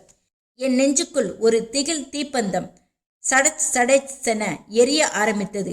கடவுளே, எங்க அப்பாவுக்கு ஒன்று ஆகாமல் இருக்க வேண்டும். நிமிஷங்கள் நொண்டியடித்தது. ஏறக்குறைய 1 மணி நேரத்திற்கு பின்னால் ஆபரேஷன் தியேட்டரின் முகப்பில் எரிந்து கொண்டிருந்த சிகப்பு விளக்கு அணைந்தது. தொடர்ந்து டாக்டர் வெளிப்பட்டார். நான் அவரை நோக்கி ஓடினேன். டாக்டர், அவர் என்னை ஏறிட்டார். கண்ணாடியை கழற்றியபடி சொன்னார், சாரிம்மா, உங்க அப்பாவை காப்பாற்ற முடியல. மருந்தோட வீரியம் ஜெயிச்சிடுச்சு. அட, எதுக்காக இவ்வளவு டாய்ஸ்? அரவிந்தன் கேட்க லட்சுமி தன் கையில் இருந்த பிளாஸ்டிக் பையிலிருந்து ஒவ்வொரு பொம்மையாய் எடுத்து சக்கர நாற்காலியில் உட்கார்ந்திருந்த ஜான்சியிடம் நீட்டினார். Thank you aunty. டாய்ஸ் நல்லா இருக்கா? ஃபைன். அரவிந்தன் கேட்டான், இன்னைக்கு என்ன விசேஷம்? நேத்திக்கு என்ன விசேஷம்னு கேளுங்க அரவிந்தன். சரி, நேத்திக்கு என்ன விசேஷம்? உங்களுக்கு என்ன விசேஷமோ அதே விசேஷம்தான் எனக்கும். அரவிந்தன் பின்னந்தலையை கீறி கொள்ள ஜான்சி குறுக்கிட்டாள். நான் சொல்லட்டுமா? சொல்லு பார்க்கலாம். நேத்திக்கு தேதி 1, சம்பள நாள், கரெக்ட்? லட்சுமி கையை சொடுக்கினாள். நான் வாங்கின முதல் சம்பளத்துல முதல் செலவு ஜான்சிக்கு பண்ணணும்னு நினைச்சேன். பண்ணிட்டேன். என் குழந்தை மேல இவ்வளவு பாசம் காட்டுற உங்களுக்கு என்னோட நன்றி. உட்காருங்க லட்சுமி. சாரி, எனக்கு உட்கார நேரமில்லை. இன்னைக்கு வெள்ளிக்கிழமை, காளி கோயில் 7 மணி பூஜையில் நான் இருக்கணும். வாரம் காளி கோயிலுக்கு போறீங்களா? தொடர்ந்து 4 வாரமா போயிட்டு இருக்கேன். வரட்டுமா? அரவிந்தன் நாளைக்கு சாயந்தரம் ஃப்ரீயா பேசுவோம். ஆண்டி, என்னம்மா? நீங்க எனக்கு இந்த டாய்ஸை ப்ரெசன்ட் பண்ணின மாதிரி நானும் உங்களுக்கு உன்னை ப்ரெசன்ட் பண்ண போறேன். என்னம்மா ப்ரெசன்ட்? குனிங்க சொல்றேன். லட்சுமி குனிய அவளுடைய முகத்தை 2 கைகளாலும் பற்றி இழுத்து வலது பக்க கன்னத்தில் பச்சென்று முத்தமிட்டாள் ஜான்சி. இதுதான் என்னோட ப்ரெசன்ட். உலகத்திலேயே விலையுயர்ந்த ப்ரெசன்ட் இதுதான். தேங்க்யூ ஜான்சி. லட்சுமி அவளுடைய கன்னத்தை தட்டி கொடுத்துவிட்டு அரவிந்தனிடம் விடை பெற்று கொண்டு வெளியே வந்தாள். பிரின்ஸ் அன்வர்ஷா ரோட்டில் வேகமாய் நடந்து தேஸ் பிரசன்னம்மாள் ரோட்டில் கார்னரிலிருந்து பஸ் ஸ்டாப்பை தொட்ட போது பின்பக்கம் கார் ஹாரனின் பிங்க் சத்தம் கேட்டது. திரும்பினாள். GM மின் கார். சட்டர்ஜி எட்டி பார்த்தார். Miss Lakshmi, please come. Lakshmi அவரை நோக்கி போனாள். அவர் ஆங்கிலத்தில் கேட்டார், நீங்க எங்க போகணும்? காளி கோயிலுக்கு. கார்ல ஏறுங்க, டிராப் பண்ணிடுறேன். வேண்டாம் சார், எனக்கு இப்போ பஸ் வந்துடும். காளி கோயிலுக்கு பஸ்ல தான் போகணும்னு ஏதாவது வேண்டுதலா? ஏறுங்க. சட்டர்ஜி காரில் ஏறாமல் விடமாட்டார் போல் தோன்றவே லட்சுமி காரின் பின்பக்க கதவை திறந்து கொண்டு உள்ளே போனாள். அவள் கதவை சாத்தி கொண்டதும் கார் புறப்பட்டது. இப்போது எங்கிருந்து வர்றீங்க? அரவிந்தன் வீட்டிலிருந்து. அரவிந்தன் வீட்டிலிருந்தா? ஆமா சார். அவரோட குழந்தை உங்ககிட்ட ரொம்பவும் ஒட்டுதல் போல் இருக்கே. பாவம், தாயில்லா குழந்தை. நீங்க கல்கத்தாவுக்கு வந்து 1 மாசமாச்சு இல்லையா? ஆமா சார். கல்கத்தாவில் எல்லா இடத்தையும் பார்த்துட்டீங்களா? சுமாரா பார்த்திருக்கிறேன். பிக்னிக் கார்டன் போனீங்களா? போகலை. கல்கத்தா வந்து எங்கெங்க போனீங்க சொல்லுங்க பார்க்கலாம். லட்சுமிக்குள் எரிச்சல் பீறிட்டாலும் கேட்பது ஜிஎம் ஆயிற்றே என்று அடக்கி கொண்டு சொன்னாள். Circular Garden, Birla Planetarium, Ravindra Stadium, Japanese புத்தர் கோயில், Asiatic Society, Shwetambar Jain Temple, National Library, Zoological Park. பரவாயில்லையே, ஒரே மாசத்துல இவ்வளவையும் பார்த்திருக்கீங்க. ஆனா நீங்க பார்த்த லிஸ்ட்ல சில முக்கியமான இடங்கள் இல்லை. என்னென்ன இடங்கள் சார்? மார்பிள் பேலஸ் போனீங்களா? இல்ல. Royal Calcutta Golf Club? போகல. ஷாகித் மினார்? இனிமேதான் போகணும். சண்டே நான் ஃப்ரீ, வாரீங்களா? கார்ல எல்லா இடத்துக்கும் போயிட்டு வந்துடலாம். சாரி சார், எனக்கு இந்த கார் ஜேர்னியே பிடிக்காது. ரியலி? எப்ப இருந்து? சின்ன வயசுல இருந்தே. கார் பிர்லா அகாடமியை தாண்டியதும் ரோட்டோரமாய் செழித்து வளர்ந்திருந்த மரங்களுக்கு அடியில் கொண்டு போய் சட்டர்ஜி நிறுத்தி கொண்டார். ஏன் சார் காரை நிறுத்திட்டீங்க? உங்களுக்கு வேற என்னென்ன பிடிக்காதுன்னு தெரிஞ்சுக்கத்தான். சார் சொல்லுங்க, உங்களுக்கு என்னென்ன பிடிக்காது? வந்து சினிமா, கிரிக்கெட், அரசியல். குட். அப்புறம்? அவ்வளவுதான். சரி, உங்களுக்கு எது பிடிக்கும்? கோயிலுக்கு போறது. தென் சின்ன குழந்தைங்க கிட்ட பேசுறது. குட். அப்புறம்? அவ்வளவுதான். உங்களுக்கு ரொம்பவும் பிடிச்ச இன்னொன்னு சொல்ல மறந்துட்டீங்களா மிஸ் லட்சுமி? எனக்கு ரொம்ப பிடிச்ச இன்னொன்னுனா கொலை செய்ய பிடிக்கும்னு சொல்லலையே. லட்சுமி திடுமென்று நிமிர்ந்தாள். சட்டர்ஜியை ரிவ்யூ கண்ணாடியில் பார்க்க அவரும் அதே கண்ணாடியில் அவளை பார்த்து கோணலாய் புன்னகைத்தார். அப்பாவின் காரியங்கள் முடிந்த 2ஆம் நாள் ராத்திரி மணி 10. என் கணவரின் வீட்டுக்கு ஒரு ஆட்டோவை அமர்த்தி கொண்டு போய் வாசலில் இறங்கி காலிங் பல்லின் மேல் கையை வைத்தேன். மின்சாரம் செத்து போயிருக்க கதவை தட்டினேன். சில நிமிஷங்கள் கழித்து என் கணவர் வந்து கதவை திறந்தார். கதவை திறந்ததுமே அபார விஸ்கி நொடி காற்றோடு கலந்து முகத்தில் மோதியது. நான் சேலை தலைப்பால் மூக்கை பொத்திக் கொண்டேன். அவர் உற்சாகமாய் குரல் கொடுத்தார். சாந்தா, நீயா? வா வா வா. நீ நாளைக்கு காலையில தான் வருவேன்னு நினைச்சேன். இப்பவே வந்துட்டியே. அறையில் மெழுகுவர்த்தி வெளிச்சம் பரவியிருக்க நான் ஒன்றும் பேசாமல் உள்ளே போனேன். என்னடி, நான் பாட்டுக்கு கேட்டுக்கிட்டே இருக்கேன், நீ பாட்டுக்கு போயிட்டே இருக்க.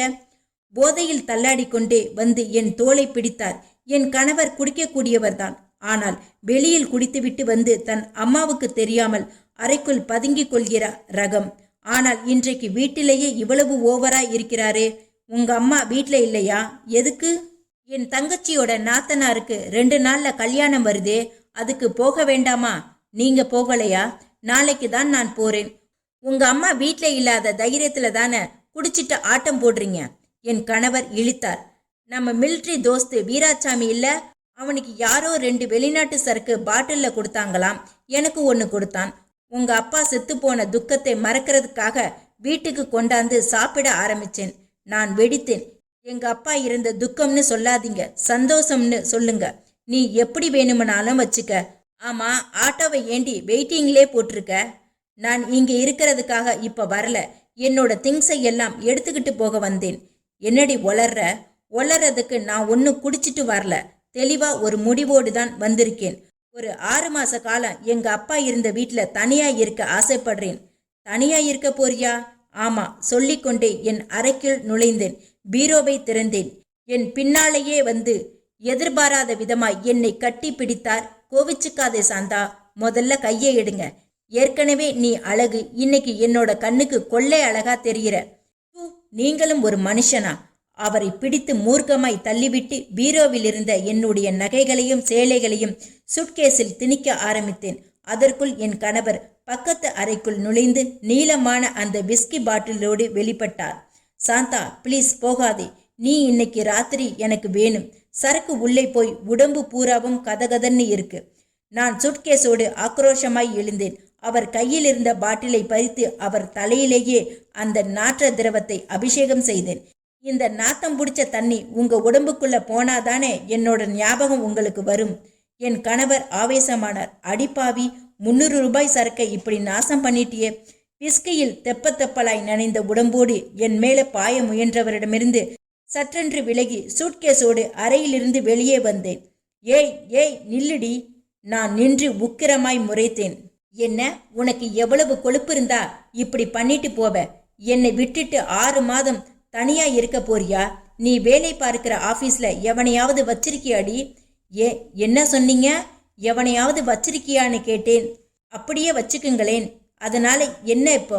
சிரித்து கொண்டே நான் நகர முயல அவர் ஆத்திரமாய் என் மேல் பாய்ந்தார். நான் அவர் பிடிக்கு சிக்காமல் நகர்ந்து கொள்ள போதையில் ஆவேசமாய் வைந்த அவர் நிலை தடுமாறி மெழுகுவர்த்தி எரிந்து கொண்டிருந்த டீப்பாயின் மேல் தலைக்குப்புற விழுந்தார். நான் பதறிப்போய் அவரை நோக்கி ஓட முயற்சித்த வினாடி மெழுகுவர்த்தியின் தீஜ்வாலை என் கணவரின் உடம்பை நனைத்திருந்த விஸ்கியை சுவை பார்த்து விட குபீரென்று அவரை சுற்றிலும் நீல நிறமும் ஆரஞ்சு வர்ணமும் கலந்த தீ நாக்குகள் உயர்ந்தன. என் கணவர் வீறிட்டார். ஆ அம்மா, ஆ அம்மான்னு. அவரை நெருங்க முடியாமல் அனல் அடித்தது. நான் பக்கத்து அறைக்குள் நுழைந்து கனமான கம்பளியை தேடி எடுத்து வருவதற்குள் என் கணவர் ஒரு விறகு கட்டை மாதிரி விழுந்து கிடக்க நெருப்பு அவரின் உயிரில்லாத உடம்பின் மேல் நிதானமாய் எரிந்து கொண்டிருந்தது. ஆட்டோ டிரைவர் வாசல் கதவருகே அதிர்ச்சியில் நின்றிருந்தார். சட்டர்ஜி காரின் ரிவ்யூ கண்ணாடியிலிருந்து பார்வையை நகர்த்தி லட்சுமியின் முகத்தில் நிறுத்தினார். என்ன மிஸ் லட்சுமி, அப்படியே திகைச்சு போயிட்டீங்க? சார், நீங்க என்ன சொல்றீங்கன்னே எனக்கு புரியல. எனக்கு கொலை செய்ய பிடிக்குமா? இந்த பத்திரிகை நியூஸ் அப்படித்தானே சொல்லுது. பத்திரிகையா? எஸ். அவர் டேஷ்போர்டை திறந்து உள்ளே மடக்கி வைத்திருந்த அந்த பேப்பரை எடுத்து லட்சுமியிடம் கொடுத்தார். இது உங்க தமிழ்நாட்டு பேப்பர். 4ஆம் பக்கத்துல நியூஸும் போட்டோவும் இருக்கு, படிச்சு பாருங்க. லட்சுமி அந்த பேப்பரை வாங்கி 4ஆம் பக்கத்தை புரட்டினாள். செய்தி பளிச்சென்று கண்களில் அடித்தது. உடம்பில் விஸ்கி ஊற்றி கணவர் உயிரோடு எரிப்பு, மனைவி கைது. இது பற்றி கூறப்படுவதாவது தன் தந்தையின் சாவுக்கு தன் கணவர்தான் காரணம் என்று நினைத்து ஆத்திரம் கொண்ட ஒரு பெண் கணவனை விக்சியால் குளிப்பாட்டி மெழுகுவர்த்தியால் தீ வைத்து எரித்ததாக கைது செய்யப்பட்டுள்ளார். இந்த பரபரப்பான சம்பவம் குறித்து மேலும் கூறப்படுவதாவது? பேப்பரை மடித்தாள் லட்சுமி. சட்டர்ஜி கேட்டார். என்ன, நியூஸ் பூராவும் படிக்கலையா நீங்க? நான் ஏற்கனவே இந்த நியூஸை படிச்சிருக்கிறேன். எப்போ படிச்சிங்க? இது போன வருஷம் சென்னையில் நடந்த சம்பவம். நியூஸுக்கு பக்கத்திலேயே அச்சாகி இருக்கிற போட்டோவை பார்த்தீங்களா? பார்த்தேன். அந்த போட்டோவில் இருக்கிற பெண் நீங்க தானே? நான் இல்லை. உங்க மாதிரியே இருக்கு. ஒருத்தர் ஜாடை மாதிரியே இன்னொருத்தர் இருக்கிறது சகஜம்தானே? தவிரவும் அந்த பெண்ணோட பேர் சாந்தான்னு போட்டிருக்கு. என் பேர் சாந்தா இல்லை, லட்சுமின்னு உங்களுக்கு தெரியுமே. சட்டர்ஜி இறுகி போன முகத்தோடு பேப்பரை மறுபடியும் வாங்கி அந்த போட்டோவையும் லட்சுமியையும் மாறி மாறி பார்த்தார். அப்படின்னா இந்த போட்டோவில் இருக்கிறது நீங்க இல்லையா? நான் எப்படி இருக்க முடியும்? சார், என்னை 7 மணிக்குள்ள காளி கோயில்ல கொண்டு போய் விட்டுட முடியுமா? சட்டர்ஜி குழப்பமான முகத்தோடு பேப்பரை மடித்து டேஷ்போர்டுக்குள் திணித்துவிட்டு காரை கிளப்பினான். Police lockup. 2 இன்ஸ்பெக்டர்கள் எனக்கு வலது பக்கமாகவும் இடது பக்கமாகவும் நின்று கொண்டு மாறி மாறி கேள்விகளை கேட்டுக்கொண்டிருந்தார்கள். இதோ பாரம்மா, ஆட்டோ டிரைவரோட சாட்சியம் ரொம்பவும் தெளிவாயிருக்கு. உனக்கும் உன்னோட கணவருக்கும் வாக்குவாதம் ஏற்பட்டது உண்மைதானே? ஆமா. அவர் மேல உனக்கு ரொம்பவும் ஆத்திரம் இருந்தது. உங்க அப்பாவோட சாவுக்கு அவர்தான் காரணம்ங்கிற ஆவேசம் உனக்கு இருந்ததா இல்லையா? ஆமா. விஸ்கி பாட்டில அவர் மேல கவிழ்த்தது நீதான்னு ஒப்புக்கிட்ட. ஆமா. ஆனா தீ வச்சதை மாத்திரம் ஏன் ஒத்துக்க மாட்டேங்கிற? நான் தீ வைக்கல இன்ஸ்பெக்டர். அவர் என்னை ஆத்திரமாய் அடிக்க வந்தார். அவர் கைக்கு கிடைக்காம தள்ளி நின்றேன். மெழுகுவர்த்தி எரிஞ்சுக்கிட்டு இருந்த டீப்பாய் மேலே போய் விழுந்தார். இதைத்தான் நீ ஏற்கனவே சொல்லிட்டியே. எங்களுக்கு வேண்டியது உண்மை. கோர்ட்ல குற்றப்பத்திரிகை தாக்கல் பண்ணுவதற்கு முன்னாடி உங்கிட்ட இருந்து எங்களுக்கு உண்மையான வாக்குமூலம் வேணும். நான் அவர்களை பார்த்து புன்னகைத்தேன். எனக்கு என்னோட கணவர் பேர்ல ஆத்திரம் இருந்தது, கோபம் இருந்தது, அவரோடு சேர்ந்து வாழக்கூடாதுங்கிற தீர்மானம் இருந்தது. ஆனா என் மனசுல கொலை வெறி இருந்தது கிடையாது. வரதட்சணை விவகாரமா? அதெல்லாம் எதுவும் கிடையாது. நீதான் உன் புருஷனுக்கு தீ வச்சிருப்பேன்னு உங்க அத்தை சொல்றாங்களே. எங்க அத்தைக்கு உண்மை பேசவே தெரியாது. அப்ப நீ உன்னோட குற்றத்தை ஒத்துக்க மாட்ட. நான் குற்றமே பண்ணாத போது எப்படி ஒத்துக்க முடியும்? உன்னோட புருஷன் இறந்து போனதுக்கு நீ கொஞ்சம் கூட கவலைப்பட்ட மாதிரியோ கண்ணீர் விட்ட மாதிரியோ தெரியலையே. எதுக்காக கவலைப்படணும், கண்ணீர் விடணும்? என்னை பொறுத்த வரைக்கும் அவர் மனுஷனே கிடையாது. வெறும் உடம்பு இச்சை மட்டும் இருக்கிற மிருகம். இருதயம் இருக்க வேண்டிய இடத்துல 1 கிலோ இரும்பு கட்டியை வச்சிருக்கிறா ஒரு இயந்திரம். அவரோட உடம்பை எரிச்ச நெருப்புக்கு கூட அழுக்கு ஒட்டியிருக்கும். உன்னோட அப்பாவுக்கு ஆபரேஷன் பண்ண அவர் தடையா இருந்திருக்கிறாரு. ஒரே காரணத்துக்காக நீ அவரை விஷமா வெறுக்கிறது எனக்கு சரியா படலையே. கேட்ட இன்ஸ்பெக்டரை நான் ஏறிட்டேன். இன்ஸ்பெக்டர், இந்த கேஸை கோர்ட்டுக்கு கொண்டு வந்தா நான் அவரை பத்தி நிறைய சொல்ல வேண்டி இருக்கும். சாம்பிளுக்கு ஒன்று சொல்லட்டுமா? எனக்கும் அவருக்கும் கல்யாணமாகி 6வது மாசம் ஒரு நாள் ராத்திரி அவர் தயங்கி தயங்கி ஒரு விஷயத்தை சொன்னார். கம்பெனியில் சீஃப் அக்கௌண்டன்ட் ஆஃபீஸர் போஸ்ட் காலியா இருக்கு. அந்த போஸ்ட்டுக்கு என்னையும் சேர்த்து 3 பேர் போட்டி. யாருக்கு அந்த போஸ்டை தர்றதுன்னு கம்பெனியோட டைரக்டருக்கு குழப்பம். நானே நேர்ல போய் டைரக்டரை பார்த்தேன். அதுக்கு அவர், உன்னோட ஒய்ஃப் போன வாரம் குவார்ட்டர்ஸ் வாசல்ல பார்த்தேன், அழகா இருக்கா, யூ ஆர் லக்கின்னு சொன்னார். இதுக்கு என்ன அர்த்தம் சாந்தானே என்கிட்ட கேட்டார். நான் தெரியலன்னு சொன்னேன். அதுக்கு அவர், டைரக்டர் மனசு எனக்கு தெரியும். கம்பெனியில் இருக்கிற எந்த ஸ்டாஃபையாவது பார்த்து அவர் உன்னோட ஒய்ஃப் அழகா இருக்கா, யூ ஆர் லக்கின்னு சொன்னா அந்த பொண்ணை விரும்புறாருன்னு அர்த்தம். அவரோட விருப்பத்தை நிறைவேற்றி வச்சா அந்த பெண்ணோட புருஷனுக்கு வருஷத்துக்கு 2 தரம் இன்க்ரிமெண்ட்டும் 2 வருஷத்துக்கு ஒரு தடவை ப்ரொமோஷனும் கிடைக்கும்னு சொன்னார். அப்புறம் அன்னைக்கு அந்த நிமிஷமே என் புருஷன் ஒரு சாக்கடைன்னு தெரிஞ்சுக்கிட்டேன். தனக்கு பதவி உயர்வு கிடைக்கணுங்கிற காரணத்துக்காக பொண்டாட்டியை விட்டு தர்ற ஈன ஜென்ம என் புருஷன். மறுநாள் காலையில அவர் ஆபீஸ் புறப்பட்டு போகும்போது ஒரு பழைய பையில் துடைப்பை கட்டையை போட்டு என் புருஷனுக்கு கையில கொடுத்தேன். இது எதுக்குன்னு கேட்டார். நான் அழகா இருக்கேன்னு உங்க கம்பெனி டைரக்டர் சொன்னதுக்காக நான் பிரியப்பட்டு தர்ற பரிசுன்னு சொன்னேன். இன்ஸ்பெக்டர்களில் ஒருவர் சிரித்தார். இந்த ஆத்திரத்தை எல்லாம் மனசுல வச்சுக்கிட்டு தான் அவருக்கு தீய வச்சியா? கொலைக்கான மோட்டிவ் நல்லாவே பொருந்தி வருது. குற்றத்தாக்கல் பண்ணும்போது இந்த தகவலையும் சேர்த்துக்குவோம். நான் அதிர்ச்சிக்குள் விழுந்தேன். ஆபீஸுக்குள் லட்சுமி நுழைந்து வருகை பதிவேட்டில் கையெழுத்து போட முயன்ற போதுதான் கவனித்தாள்.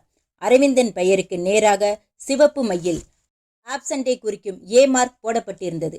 அருகில் நின்றிருந்த அட்டெண்டரை விசாரித்தாள். அரவிந்தன் இன்னைக்கு லீவா? ஆமா மேடம். என்ன காரணம்? ஏதோ உடம்பு சரியில்லையாம். லீவ் லெட்டர் கொடுத்து அனுப்பியிருந்தார். உடம்பு சரியில்லையா? ஆச்சரியப்பட்டவள் வருகை பதிவேட்டில் கையெழுத்தை பதிக்காமல் நேரே ஹெட் கிளார்க் குப்தா மிராசிடம் போனாள். சார் வாமா, சென்னை பொண்ணே, இந்தியில் சொல்லி சிரித்தார். சார், எனக்கு ஒரு நாள் லீவு வேணும். எதுக்கு? வெளியே கொஞ்சம் பர்சனல் ஒர்க். Leave sanction. தாராளமா போயிட்டு வா. ஏதாவது மார்னிங் ஷோ போறதா இருந்தா ரூபம் தியேட்டருக்கு போயிடாதே. மகா மோசமான படம். தான் சொன்ன ஜோக்குக்கு தானே அமர்க்கலமாய் சிரித்துவிட்டு கர்ச்சிப்பில் மடித்து வைத்திருந்த பானை எடுத்து கடைவாயில் திணித்து கொண்டார். லட்சுமி ஆபீஸை விட்டு வெளியே வந்தாள். காலை 10 மணிக்கு கொளுத்து ஆரம்பித்து விட்ட வெயிலில் 10 நிமிஷ நேரம் வியர்வை ஊற நடந்து அரவிந்தனின் ஹவுசிங் யூனிட்டுக்கு வந்தாள். காம்பவுண்ட் கேட்டை திறக்கும் போதே ஜன்னலில் ஜான்சியின் முகம் தெரிந்தது. லட்சுமியை பார்த்ததும் மலர்ந்தது. Hi aunty. வாசற்படி ஏறி லேசாய் திறக்க கதவை தள்ளி கொண்டு வீட்டுக்குள் நுழைந்தாள் லட்சுமி. சுவரோரமாய் போடப்பட்டிருந்த கட்டிலில் கழுத்து வரை போர்த்தி கொண்டு கண்களை மூடியிருந்தான் அரவிந்தன். ஜான்சி சக்கர நாற்காலியை உருட்டி கொண்டு வேகமாய் லட்சுமிக்கு பக்கத்தில் வந்தாள். அவளுடைய இடுப்பை கட்டி கொண்டு ஏறிட்டாள். ஆண்டி, அப்பாவுக்கு காய்ச்சல், அதான் இன்னைக்கு நான் ஸ்கூலுக்கு போகலை. ஜான்சியின் சத்தத்தில் போர்வை அசைந்து சிரமமாய் எழுந்து உட்கார முயன்றான் அரவிந்தன். வாங்க வாங்க லட்சுமி. அரவிந்தன், உங்களுக்கு என்ன உடம்பு? ஃபீவர் தான். டாக்டர் கிட்ட போனீங்களா? இல்ல, வீட்லயே குரோசின் டேப்லெட் இருந்தது, அதை தான் சாப்பிட்டுட்டு இருக்கேன். எப்ப இருந்து காய்ச்சல்? நேத்து ராத்திரியிலிருந்து. தெர்மாமீட்டர் இருக்கா? அதோ அங்கிருக்கு ஆண்டி. ஜான்சி அலமாரியை கை காட்ட லட்சுமி அலமாரியிலிருந்து தெர்மாமீட்டரை எடுத்து தண்ணீரில் கழுவிக்கொண்டு அரவிந்தனிடம் வந்தாள். வாயை திறங்க. லட்சுமி, உங்களுக்கு எதுக்கு இந்த சிரமம் எல்லாம்? பேசாதீங்க, முதல்ல வாயை திறங்க. அரவிந்தன் வாயை திறக்க தெர்மாமீட்டரை சொருகி நிமிஷ நேரம் போகவிட்டு எடுத்தாள். தலைக்கு மேல வெளிச்சத்தில் உயர்த்தி பார்த்தாள். My goodness, 104. இவ்வளோ காய்ச்சலை எப்படி டாலரேட் பண்ணிட்டு இருக்கீங்க? நானா இருந்தா அப்பளம் மாறி பொறிஞ்சு போயிருப்பேன். இங்கே பக்கத்துல எந்த டாக்டர் இருக்கார்? அரவிந்தன் இருமிக்கொண்டே கையமர்த்தினான். டாக்டர் எல்லாம் வேண்டாம் லட்சுமி, இப்போது மாத்திரை சாப்பிட்டிருக்கேன், சரியாய் போயிடும். வெறும் மாத்திரையில சரியாகிற காய்ச்சல் மாதிரி எனக்கு தோணல. இமிடியேட்டா ஒரு இன்ஜெக்ஷனை போட்டாதான் இந்த காய்ச்சல் குறையும். சொன்னா கேளுங்க லட்சுமி, கொஞ்ச நேரம் போனா ஃபீவர் சரியாயிடும். நான் கேட்க மாட்டேன். டாக்டர் இந்த ஏரியாவில் எங்கே இருக்கிறார் சொல்லுங்க, நான் போய் கூட்டிட்டு வர்றேன். நான் சொல்றேன் ஆண்டி, சொல்லுமா. இதே ரோட்ல நேரா போனா ஒரு டாக்டர் இருக்காரு, செகப்பா உசரமா, மூஞ்சில பெரிய மீசை வச்சுக்கிட்டு. அப்பாவை நீ பார்த்துக்க ஜான்சி, நான் உடனே போய் டாக்டரை கூட்டிக்கிட்டு வர்றேன். லட்சுமி தன் ஹேண்ட்பேக்கை உருவி சுவரிலிருந்த ஆணியில் மாட்டிவிட்டு வாசற்படி இறங்கி தெருவில் நடந்தாள். 10 நிமிஷம் வெயிலில் வியர்த்த முகமாய் டாக்டரோடு வந்தாள். டாக்டர் ஒரு பரிச்சயமான புன்னகையோடு அரவிந்தனை பார்த்து கொண்டே அவனை நெருங்கினார். அருகில் இருந்த நாற்காலியை இழுத்து போட்டு உட்கார்ந்து ஸ்டெதஸ்கோப்பால் மார்பையும் முதுகையும் ஒற்றினார். வாமிட் சென்சேஷன் இருக்கா? இருக்கு டாக்டர். பாடி பெயின் இருக்கா? இருக்கு டாக்டர். ஸ்டெதஸ்கோப்பை சுருட்டி மெடிக்கல் கிட்டுக்குள் வைத்துக்கொண்டே லட்சுமியை ஏறிட்டாள். Doctor, hot water please.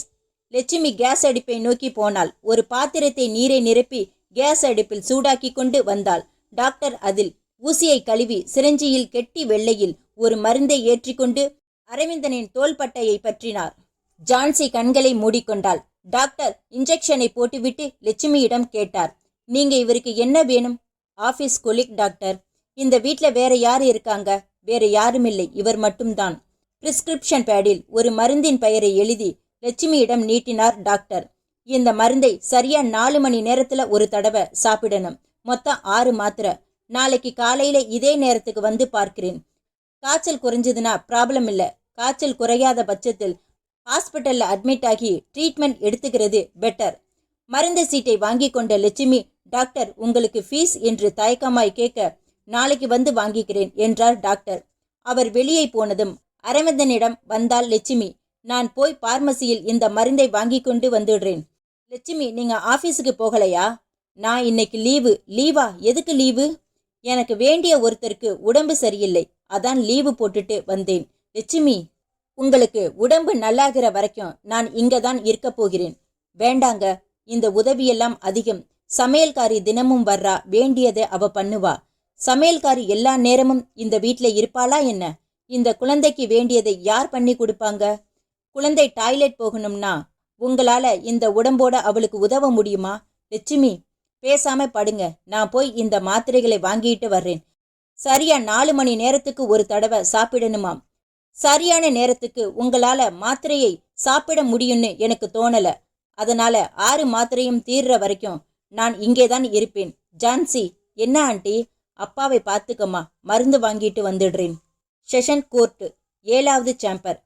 கூண்டில் சாந்தா தலை குனிந்தபடி நின்றிருக்க, அவளுக்கு சார்பாய் வாதாடும் வக்கீல் ரங்கராஜன் ஆர்குமெண்டில் தீவிரமாய் இருந்தார்.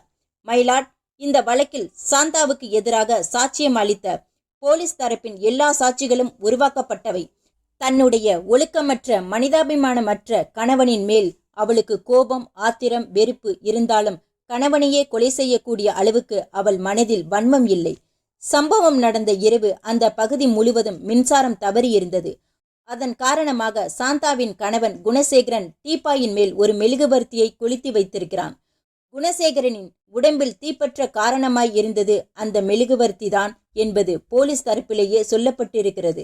தன் ஒழுக்கமற்ற கணவனை கொலை செய்ய வேண்டும் என்று ஒரு பெண் நினைத்திருந்தால் அவள் நிச்சயமாய் ஏதாவது ஒரு ஆயுதத்துடன் போயிருப்பாள். ஆனால் போலீசார் சாந்தாவை கைது செய்த போது அவளிடம் எந்தவிதமான ஆயுதமும் இல்லை. கொலை செய்யும் நோக்கமோ ஒரு சீரிய எண்ணமோ அவளுக்கு இருந்திருந்தால் ஆட்டோவை காத்திருக்க சொல்லி வெயிட்டிங்கில் போட்டிருக்க மாட்டாள். சாந்தாவின் நோக்கமெல்லாம் தன்னுடைய உடைமைகளை சூட்கேஸில் எடுத்துக்கொண்டு உடனடியாய் அந்த வீட்டை விட்டு வெளியேறிவிட வேண்டும் என்பதே. ஆனால் சாந்தாவின் கணவன் அவள் போன நேரத்தில் நல்ல குடிவெறியில் இருந்திருக்கிறான். தந்தையை இழந்த சோகத்திலிருந்து மீளாத அவளை தன் இச்சைக்கு இணங்க சொல்லியிருக்கிறான். சாந்தா மறுத்துவிட்டு வெளியேறும்போது ஆத்திரம் தாங்காமல் அவளை தாக்க முயல அவன் கையில் இருந்த விஸ்கி பாட்டிலை பறித்து அவன் தலையில் கொட்டியிருக்கிறாள். விஸ்கியில் நனைந்த குணசேகரன் ஆவேசமாகி சாந்தாவை பிடிக்க பாய்ந்தபோது போதையில் நிலை தடுமாறி டீப்பாய் செட்டின் மேல் எரிந்து கொண்டிருந்த மெழுகுவர்த்தியின் மேல் விழுந்திருக்கிறான். எரிந்து இறந்திருக்கிறான். இது தற்செயலாய் எதிர்பாராத விதமாய் நேர்ந்த ஒரு விபத்து. ரோட்டோரமாய் நடந்து போகிற ஒருவனின் மேல் லாரி ஏறி அவன் செத்துப்போவது போன்ற சம்பவமே இது. எனவே கோட்டார் அவர்களே, தந்தையை இழந்து 2 நாட்களுக்குள்ளாகவே கணவனையும் பறிகொடுத்த சாந்தாவின் மேல் கருணை வைத்து அவள் குற்றமற்றவள் என அறிவித்து விடுதலை செய்ய வேண்டுகிறேன். வக்கீல் ரங்கராஜன் பேசிவிட்டு உட்கார்ந்ததும் பப்ளிக் பிராசிக்யூட்டர் வல்லரசு கவுனை இழுத்துவிட்டு கொண்டு எழுந்தார். உயரத்தில் உட்கார்ந்திருந்த ஜட்ஜை ஏறிட்டு பார்த்தார். மை லார்ட் என்று ஆரம்பித்தார். சாது மிரண்டால் காடு கொள்ளாது என்று சொல்வார்கள். இந்த பழமொழிக்கு ஏற்பதான் சாந்தாவும் நடந்து கொண்டிருக்கிறாள்.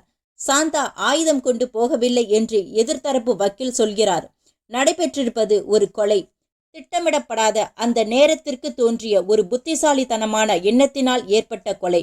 அது சாந்தா போலீஸ் ஸ்டேஷனில் கொடுத்த வாக்குமூலப்படி அவள் தன் கணவனின் மேல் ஏராளமான ஆத்திரத்தோடு இருந்திருக்கிறாள். அதற்கெல்லாம் சிகரம் வைத்த மாதிரியான நிகழ்ச்சி அவளுடைய தந்தை இழந்தது. தந்தையை இழந்த 2வது நாள் வீட்டுக்கு வந்திருக்கிறாள். கணவன் குடிபோதையில் பேசிய பேச்சுக்கள் அவளுக்கு ஆத்திரத்தை ஊட்டுகின்றன. யோசிக்கிறாள், இந்த விஸ்கியை வைத்து அவனுடைய உடம்பை குளிப்பாட்டி தீ வைத்து விட்டால் என்ன என்று யோசிப்பை செயல்படுத்துகிறாள். விஸ்கியை அவன் தலையில் ஊற்றி தன் கையாலேயே புருஷனுக்கு கொல்லி வைக்கிறாள். புருஷன் அலறி சாகிறான். இது ஒரு விபத்து என்று எதிர்த்தரப்பு வக்கீல் கூறுகிறார். இது நிச்சயமாக விபத்தே அல்ல. கோட்டார் அவர்களே, ஒரு கருத்தை யோசிக்க வேண்டும்.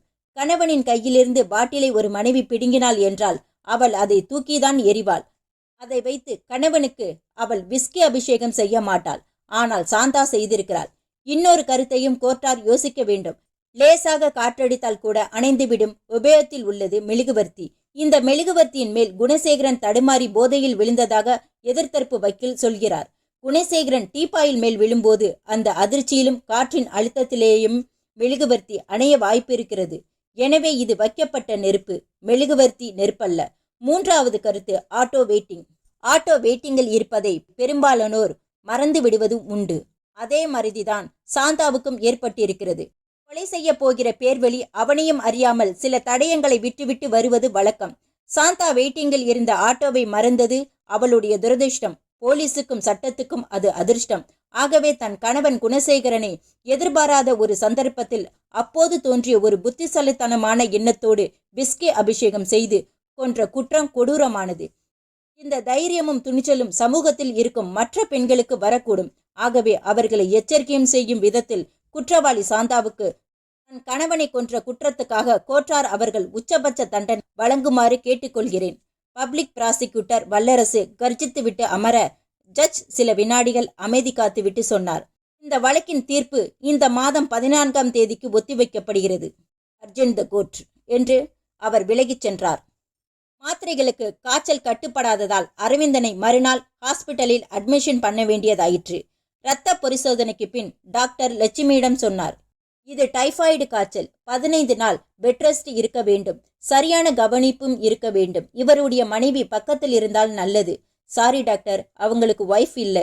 ஓ, தவறிட்டாங்களா? தவறின மாதிரிதான். உங்களால அவரை கவனிக்க முடியுமா? தாராளமா முடியும். Then all right. டாக்டர் புன்னகைத்து நகர்ந்து விட அரவிந்தன் படுத்திருந்த கட்டிலுக்கு வந்தாள். 2 நாள் காய்ச்சலில் அரவிந்தன் உலர்ந்து போயிருந்தான். எப்போதும் பளபளப்பாய் இருக்கும் தாடை பிரதேசத்தில் லேசான தாடியின் கருமை, பஞ்சடைந்து போன மாதிரி கண்கள், உதடுகள் வறண்டு வயிறு குலைந்து போய் தெரிந்தது. கட்டிலின் கால்மாட்டில் ஜான்சி உட்கார்ந்திருந்தாள். லட்சுமி, டாக்டர் என்ன சொன்னார்? லட்சுமி புன்னகைத்தாள். உங்க காய்ச்சலுக்கு பெயர் சூட்டும் விழா நடத்தினார்கள். என்ன காய்ச்சலாம்? டைபாய்டு. 15 நாள் பெட் ரெஸ்ட் எடுக்கணுமா? ஜான்சி தன் வாய்மேல் கையை வைத்தாள். ஐயோ, நான் எப்படி ஸ்கூலுக்கு போறது? 15 டேஸ் ஸ்கூலுக்கு போகலன்னா அட்டெண்டன்ஸ் போயிடுமே. லட்சுமி அவள் அருகே சென்று தலையை கோதினாள். இந்த ஆண்டியோட ரூமுக்கு வந்துடுமா? உன்னை தினமும் நான் ரெடி பண்ணி ஸ்கூல்ல கொண்டு போய் விட்டுட்டு போறேன். Thank you aunty. ஜான்சி சொல்லி கொண்டிருக்கும் போதே அரவிந்தன் குறுக்கிட்டான். ஜான்சி, நீ ஸ்கூலுக்கு போகலைனாலும் பரவாயில்லை. ஆண்டிக்கு தொந்தரவு கொடுக்க கூடாது. தொந்தரவா? எனக்கு என்ன தொந்தரவு? நான் ஒரு ஒண்டிக்கட்ட. எனக்கு பொழுது போறதே பெரிய பிரச்சனை. எனக்கு முறையான வயசுல கல்யாணமாகி இருந்தா இந்த நேரம் ஜான்சி வயசுல ஒரு பொண்ணோ பையனோ இருப்பாங்க. அவங்களுக்கு நான் பண்ண மாட்டேனா? லட்சுமி, உங்களுக்கு எனக்கு எந்த சிரமமும் இல்லை. ஜான்சி, என்னை நம்பி அனுப்பி வைங்க. உங்களுக்கு இஷ்டம் இல்லைன்னா வேண்டாம். உங்களை நம்பலாமா? பின்னே அனுப்பி வையுங்க. உங்க ஹாஸ்டல் வழியா ஜான்சியோட ஸ்கூல் பஸ் வராது. ஸ்கூல் பஸ் வராட்டி என்ன? நான் தினமும் ஆட்டோவில் கொண்டு போய் விட்டுட்டு ஆட்டோவில் கூட்டிகிட்டு வரேன். ஆஃபீஸ்? ஆஃபீஸா? உங்களுக்கு உடம்பு குணமாகி நீங்க ஆஃபீஸ்க்கு வர்ற வரைக்கும் எனக்கு ஆஃபீஸ் நகி. வேண்டாம் லட்சுமி, இந்த கம்பெனியில் நீங்கள் வேலைக்கு சேர்ந்து 2 மாசம் கூட ஆகலை.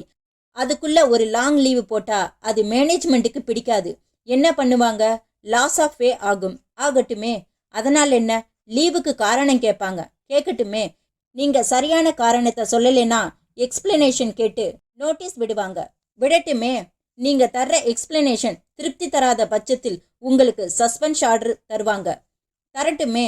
லட்சுமி, உங்களுக்கு ரொம்ப தைரியம் இல்லாமலா சென்னையிலிருந்து கல்கத்தாவுக்கு தனியா வந்து வேலை பார்க்கிறேன்?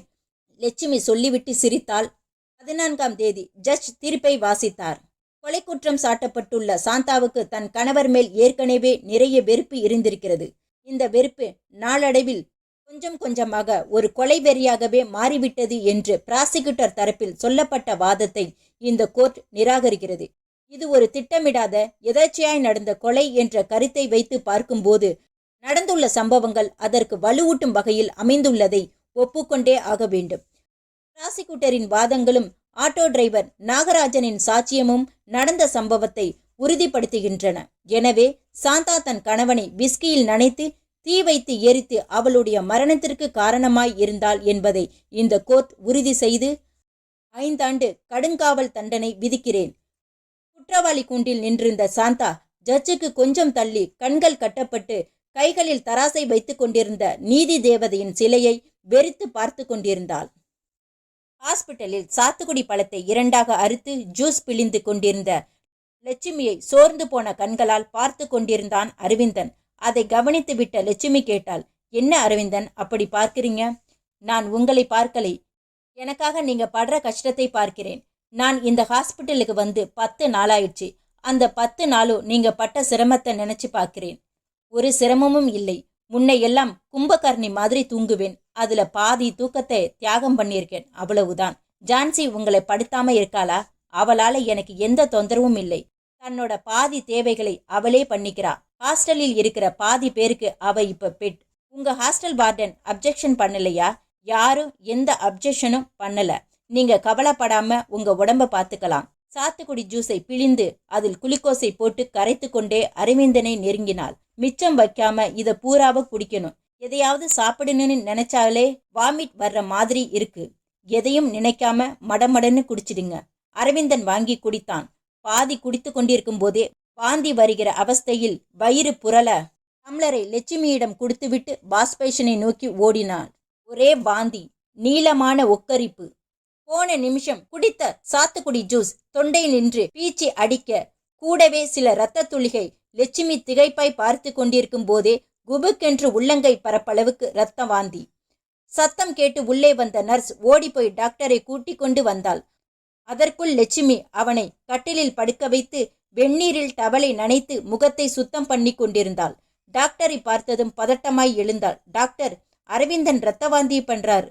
டாக்டர் பரிசோதித்து பார்த்துவிட்டு நர்ஸை ஏறிட்டு பார்க்க அவள் நகர்ந்து போய் சிரிஞ்சியில் ஏற்றப்பட்ட ஒரு இன்ஜெக்ஷன் மருந்தோடு வந்தாள். டாக்டர் அதை வாங்கி தோள்பட்டையில் செலுத்திவிட்டு எழுந்தார். மிஸ் லட்சுமி, டாக்டர் என் கூட வாங்க. நான் சில மெடிசன்ஸை பிரெஸ்கிரைப் பண்றேன். அதை வாங்கிக்கிட்டு வந்துடுங்க. இவர் இரத்த வாந்தியை பற்றி கவலைப்பட வேண்டாம். ஸ்டொமக் அப்செட் 2 நாள்ல சரியாகிடும். நான் ரொம்பவும் பயந்துட்டேன் டாக்டர். நோ ப்ராப்ளம், என் கூட வாங்க. டாக்டர் நடக்க லட்சுமியும் பின்தொடர்ந்தாள். மிஸ் லட்சுமி, அரவிந்தனை உங்களுக்கு எவ்வளவு நாளா தெரியும்னு சொன்னீங்க? கடந்த 1 மாச காலமா. அதுக்கு முன்னாடி அவரை பத்தி உங்களுக்கு தெரியாது இல்லையா? ஆமா. அவருக்கு என்ன ஏஜ்? 30. அறைக்குள் நுழைந்தார்கள். டாக்டர் லட்சுமிக்கு ஒரு நாற்காலியை காட்டிவிட்டு எதிரே தானும் உட்கார்ந்தார். ஒரு பிரிஸ்கிரிப்ஷன் பேடை எடுத்து வைத்துக்கொண்டு 4-5 மருந்துகளின் பெயர்களை வேகமாய் கிறுக்கி நீட்டினார். அதன் பிறகு சொன்னார், மிஸ் லட்சுமி, இந்த மருந்துகளை வாங்கிட்டு வாங்க. அவ்வளவு சுலபமா இந்த மருந்துகள் கிடைக்காது. கொஞ்சம் அலைய வேண்டியிருக்கும். நான் எப்படியும் வாங்கிட்டு வந்துடுறேன் டாக்டர். லட்சுமி பிரிஸ்கிரிப்ஷன் சீட்டை வாங்கி கொண்டு அறையிலிருந்து வெளியே வந்தாள். அரவிந்தனை பார்க்க சென்ற போது நர்ஸ் எதிர்பார்த்தாள். சொன்னாள், அவர் தூங்கிக்கிட்டு இருக்கார். தூங்கத்தான் இன்ஜெக்ஷன் போட்டோம். எப்படியும் அவர் கண் விழிக்க 3 மணி நேரம் ஆயிடும். அதுக்குள்ள நீங்க டாக்டர் சொன்ன மருந்துகளை வாங்கிட்டு வந்துடுங்க. அறைக்குள் நுழைந்து தூங்கிக் கொண்டிருந்த அரவிந்தனை பார்த்துவிட்டு ஹாஸ்பிட்டலின் வாசல் வரைக்கும் போன லட்சுமி திடீரென்று அந்த எண்ணம் வந்தது. இந்த மருந்துகள் கல்கத்தாவின் எந்த பார்மசியில் கிடைக்கும் என்று டாக்டரிடம் ஒரு வார்த்தை கேட்டுவிட்டு வந்திருக்கலாமே. மறுபடியும் டாக்டரின் அறையை நோக்கி போனாள். அறையின் வாசலை நெருங்கிய போது உள்ளே டாக்டரும் நர்ஸும் பேசிக்கொள்வது தெளிவாய் காதில் விழுந்தது. ஹிந்தியில் பேசிக்கொண்டார்கள். டாக்டர், அந்த பொண்ணுகிட்டையாவது நீங்க உண்மையை சொல்லிடுறது பெட்டர்.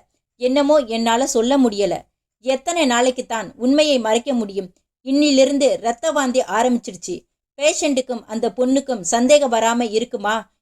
இது ஸ்டொமக் அப்செட் இல்லை, பிளட் கேன்சர்னு தெரிய ரொம்ப நேரம் ஆயிடாதே. டாக்டர், நீங்க பேஷண்ட்டுக்கிட்ட சொல்ல வேண்டாம். அந்த பெண்ணு லட்சுமிட்டியாவது சொல்லிடலாம்ல. Is the right time. அந்த பெண் மருந்தை வாங்கிக்கிட்டு வரட்டும், சொல்லிடுறேன். இப்பவே நீங்க சொல்லலாம் டாக்டர், கூறிக்கொண்டே அறைக்குள் நுழைந்தாள் லட்சுமி. நர்ஸ் அவசர அவசரமாய் வெளியேற டாக்டர் ஒரு சின்ன அதிர்ச்சியோடு நாற்காலியிலிருந்து எழுந்தார். எனக்கு முன்னால் தினத்தந்தி பேப்பர் திறந்து கிடக்க 2ஆம் பக்கத்தில் என் போட்டோவோடு அந்த செய்தி பிரசுரமாய் இருந்தது. புருஷனை எரித்து கொன்றதாக வழக்கு, ஹைகோர்ட் தள்ளுபடி. சாந்தாவை விடுதலை செய்ய உத்தரவு. இது பற்றி கூறப்படுவதாவது, செஷன்ஸ் கோர்ட்டில் கொலை குற்றம் நிரூபிக்கப்பட்டு 5 ஆண்டு கடுங்காவல் தண்டனை விதிக்கப்பட்ட சாந்தா அந்த தண்டனையை எதிர்த்து ஹைகோர்ட்டில் அப்பீல் செய்தார். ஹைகோர்ட்டில் நேற்றைக்கு விசாரணைக்கு வந்த இந்த வழக்கை நீதிபதி கோகுலகிருஷ்ணன் விசாரித்து, சாந்தா தன் கணவனை கொலை செய்ததற்கான சரியான காரணங்கள் போலீசாரால் சரிவர நிரூபிக்கப்படவில்லை என்று, கொலையை நேரில் பார்த்த சாட்சியம் ஏதுமில்லை என்று கூறி கீழ்கோர்ட்டில் விதிக்கப்பட்ட தண்டனையை ரத்து செய்து சாந்தாவை விடுதலை செய்தார். பேப்பர் காற்றில் பறக்க முயல நான் அதை எடுத்து மடித்து வைக்க முயன்ற போது வக்கீல் ரங்கராஜன் உள்ளே வந்தார். கேஸ் வெற்றி பெற்றதில் பூரித்து போயிருந்தார். என்னம்மா சாந்தா, கீழ்கோர்ட்ல தண்டனை கிடைச்சப்ப நான் என்ன சொன்னேன்? ஹைகோர்ட்டுக்கு கேஸை கொண்டுட்டு போனா நார் நாரா பிஞ்சு போயிடுன்னு சொன்னேனா? ஞாபகம் இருக்கா? இப்ப என்னாச்சு? போலீஸ் அப்பீலுக்கு போக மாட்டாங்களா சார்? போக மாட்டாங்க சார். சட்டம் என்னை விடுதலை பண்ணிட்டாலும் என்னோட ரிலேஷன் வட்டாரத்திலும் என்னோட கணவரோட ரிலேஷன் வட்டாரத்திலும் நான் ஒரு கொலைகாரியாகவே சித்தரிக்கப்பட்டிருக்கிறேன். வழக்கு நடத்திக்கிட்டு இருந்த 1 வருஷ காலத்துல நான் வேலை செய்கிற கம்பெனியிலிருந்து ஒருத்தர் கூட என்னை வந்து பார்த்து ஆறுதல் சொல்லல. இவ்வளவு ஏன், பக்கத்து வீட்டுக்காரங்க கூட என்னை பார்த்து கதவை மூடிக்கிறாங்க. என்னை ஒரு விரோத பார்வை பார்த்துட்டு விலகி போயிடுறாங்க. அது அப்படிதான் நாளாக நாளாக சரியாகி போயிடும். இல்லை சார், இது சரியாகாது. நம்ம தமிழ் பத்திரிகைகள் என்னை பூஸ்டப் செய்து ஜனங்களுக்கு முன்னால் நிறுத்திவிட்டார்கள். நான் தெருவில் இறங்கி நடந்தால் 10ல் 8 பேருக்கு என்னை அடையாளம் தெரியும். ரங்கராஜன் சிரித்தார். சரி, அதுக்கு இப்ப என்ன பண்ண முடியும்? பல்லை கடிச்சுக்கிட்டு பொறுத்துக்க வேண்டியதுதான். எனக்கு அந்த பொறுமை கிடையாது சார். சரி, என்னதான் பண்ண போற? கைவசம் ஒரு யோசனை இருக்கு சார், சொல்லு. லட்சுமி குரல் தழுத்தழுத்தது. சொல்லுங்க டாக்டர், அவருக்கு பிளட் கேன்சரா? டாக்டர் மௌனமாய் தலையசித்து விட்டு தொடர்ந்தார். மிஸ் லட்சுமி, இந்த உண்மை எனக்கு 4-5 நாளைக்கு முன்னாடி தான் தெரியும். இந்த பயங்கர உண்மையை பேஷண்ட் கிட்ட சொல்ல முடியாது. பேஷண்டை கவனிச்சுக்கிற நீங்களோ ஒரு பெண். அவர் மேலேயும் அவரோட குழந்தை மேலேயும் அழுத்தமான பாசத்தோடு பழகிட்டு வர்றீங்க. உங்ககிட்ட இந்த உண்மையை சொன்னா இதை உங்களால் ஜீர்ணிச்சுக்க முடியுமான்னு எனக்கு தோணலை. லட்சுமி இடிந்து போய் நாற்காலியில் உட்கார்ந்தாள். கண்களில் நீர் சுறுசுறுவென்று சுரந்தது. டாக்டர், நீங்க சொல்றத என்னால நம்ப முடியல. அவருக்கா பிளட் கேன்சர்? அவரோட ரத்தத்தை கல்கத்தாவில் இருக்கிற பார்மோசிட் லேப் டெக்னீஷியன்கள்ட்ட கொடுத்து ரிசல்ட் வாங்கியிருக்கேன். கிட்டத்தட்ட 7 ரிசல்ட் சார்ட்ஸ். எல்லா ரிசல்ட்டுமே அரவிந்தனுக்கு பிளட் கேன்சருங்கிறத தெளிவா சொல்லிடுச்சு. நான் கொடுத்துக்கிட்டு இருக்கிற இந்த மருந்து ஊசி எல்லாமே நோயோட வேகத்தை சாந்தப்படுத்ததான். இந்த சாந்தப்படுத்துற வேலையும் சில நாளைக்கு தான். He is the counting the days. மீறி போனால் 3 மாசம். அந்த 3 மாசமும் சந்தோஷமா இருக்க வேண்டியது முக்கியம். டாக்டர், எஸ், அவர்கிட்டேருந்து இந்த உண்மையை மறைக்க முடியுமா? தாராளமா மறைக்கலாம். ஏதாவது ஒரு காய்ச்சல் பேரை சொல்லி அந்த காய்ச்சல் வந்தா உடம்பு தேர எப்படியும் 6 மாசம் ஆயிடும்னு காரணம் காட்டி நாட்களை தள்ளிட்டு போகலாம். அவர் ஆஸ்பத்திரியிலேயே இருக்கட்டுமா, இல்லை வீட்டுக்கு கூட்டிட்டு போயிடலாமா டாக்டர்? இன்னும் 10 நாளைக்கு இங்கேயே இருக்கட்டும், அப்புறமா வீட்டுக்கு கூட்டி போகலாம். லட்சுமி பிரிஸ்கிரிப்ஷன் சீட்டை காட்டினாள். டாக்டர், இந்த மருந்து வாங்கிட்டு வந்துடுங்க. இதெல்லாம் கேன்சரை சமாதானப்படுத்தி தற்காலிகமா தூங்க வைக்கிற மருந்துகள். அரவிந்தனுக்கு ஒரு செடக்டிவ் இன்ஜெக்ஷன் போட்டிருக்கேன். கண் விழிக்க எப்படியும் 3 மணி நேரம் ஆகும். லட்சுமி சிவந்து கலங்கி போயிருந்த தன் கண்களை துடைத்து கொண்டு அறையிலிருந்து வெளிப்பட்டாள். தொண்டையிலிருந்து அடி வயிறு வரைக்கும் கற்களை போட்டு அடைத்து வைத்த மாதிரியான கனமான துக்கம். கடவுளே, தாயில்லாத குழந்தையா இருக்கிற இந்த ஜான்சிக்கு இப்படி ஒரு அபாக்கிய நிலைமையா? நினைக்கும் போதே புதிதாய் கண்ணீர் சுரந்து கண்களை கீறியது. உதட்டை கடித்து விம்மலை அடக்கி கொண்டு வராண்டாவில் வேக வேகமாய் நடந்து போர்ட்டிகோக்கு வந்தபோது காம்பவுண்ட் கேட்டுக்குள் கார் நுழைவது தெரிந்தது. கம்பெனி ஜிஎம் சட்டர்ஜியின் கார். அவள் பார்த்து கொண்டிருந்த போதே போர்ட்டிகோவில் கார் வந்து நிற்க சட்டர்ஜி காரின் டிரைவிங் சீட்டிலிருந்து எட்டி பார்த்தார். Good morning miss Lakshmi. Good morning sir. Aravindan எப்படி இருக்கார்? நல்லா இருக்கார், வலுக்கட்டாயமாய் புன்னகைத்து சொன்னாள். எங்க புறப்பட்டீங்க? மருந்து வாங்கவா? அவளுடைய கையிலிருந்து மருந்து சீட்டை பார்த்தபடியே கேட்டார். ஆமா சார். கார்ல ஏறுங்களேன், பார்மசிக்கு போயிட்டு வந்துடலாம். மருந்தை வாங்கிட்டு வந்த பின்னாடி நான் அரவிந்தனை பார்த்துக்கிறேன். சார், இது ரேர் மெடிசன், கொஞ்சம் அலைய வேண்டியிருக்கும். உங்களுக்கு எதுக்கு சிரமம்? நான் ஒரு ஆட்டோ பிடிச்சு போய்க்கிறேன். நோ லட்சுமி, இந்த மாதிரியான ரேர் மெடிசன் வாங்கத்தான் கார்ல போகணும். Calcutta vast area. ஆட்டோ பிடிச்சு உங்களால அலைய முடியாது. அரவிந்தனுக்கு நீங்க எப்படி உதவியா இருக்கீங்களோ அதே மாதிரி நானும் கொஞ்சம் உதவி பண்ண ஆசைப்படுறேன். Please get in. காரின் பின்பக்க கதவை திறந்து விட்டார் சட்டர்ஜி. லட்சுமி வேறு வழியில்லாமல் உள்ளே போனாள். கதவை சாத்தி கொண்டதும் கார் புறப்பட்டது. காம்பவுண்ட் கேட்டை தாண்டியதும் சட்டர்ஜி கேட்டார், ஆபீஸுக்கு எத்தனை நாள் லீவு போட்டிருக்கீங்க லட்சுமி? 15 நாள். அரவிந்தன் மேல உங்களுக்கு இருக்கிற அஃபெக்ஷனை நினைச்சா ஆச்சரியமா இருக்கு. லட்சுமி ஒன்றும் பேசாமல் மௌனம் சாதித்தாள். சட்டர்ஜி தொடர்ந்தார், அவரோட குழந்தையை கூட உங்க ஹாஸ்டலுக்கு கூட்டிகிட்டு போயிட்டீங்களாமே? ஆமா சார். அரவிந்தனோட உடல்நிலையை விசாரிக்கிறதுக்காக ஹாஸ்பிட்டல் வர 1 வாரமா முயற்சி பண்ணியும் என்னால முடியல. ஆக்சுவலா அவரோட உடம்புக்கு என்ன? காய்ச்சல். என்னைக்கு டிஸ்சார்ஜ் ஆகிறார்? சீக்கிரமே. சட்டர்ஜி திரும்பி பார்த்தார். ஏன் என்னமோ மாதிரி இருக்கீங்க? எப்படி இருக்கேன்? I am alright. லட்சுமி சொல்லிக் கொண்டிருக்கும் போதே பாலி காட்ச் ரோட்டில் வேகமாய் போய்க் கொண்டிருந்த கார் ஆள் நடமாட்டமே இல்லாத இடமாய் பார்த்து ஒதுங்கியது. காரை ஏன் நிறுத்துறீங்க? கொஞ்சம் பேசணுமா? உன்னோட கடந்த காலத்தை பற்றி அதுவரைக்கும் கொடுத்து கொண்டிருந்த மரியாதையை சற்றென்று பறித்து கொண்டார். லட்சுமி முகம் மாறினாள். என்னோட கடந்த காலத்தை பற்றியா? ஆமா. அன்னைக்கு உன்கிட்ட ஒரு பேப்பர் நியூஸை காட்டி அந்த போட்டோவில் இருக்கிறது நீயான்னு கேட்டேன். ஆனா நீ மறுத்துட்டே. ஆனாலும் எனக்கு சந்தேகம் தீரல. நம்ம கம்பெனியிலிருந்து சென்னைக்கு ஒரு ஆளை அனுப்பி உன்னை பத்தின அத்தனை விவரங்களையும் நான் சேகரிச்சிட்டேன். லட்சுமி மௌனமாய் இருந்தாள். சட்டர்ஜி தொடர்ந்தாள். நீ சாந்தாதானே? சொல்லு, நீ சாந்தாதானே? ஆமா. உன்னோட ஸ்கூல் ரெக்கார்ட்ஸ், டிகிரி சர்டிபிகேட் எல்லாத்தையும் லட்சுமிங்கிற பேர் இருக்கு. ஆனா சென்னையில நீ சாந்தாவா இருந்திருக்கியே, அது எப்படி?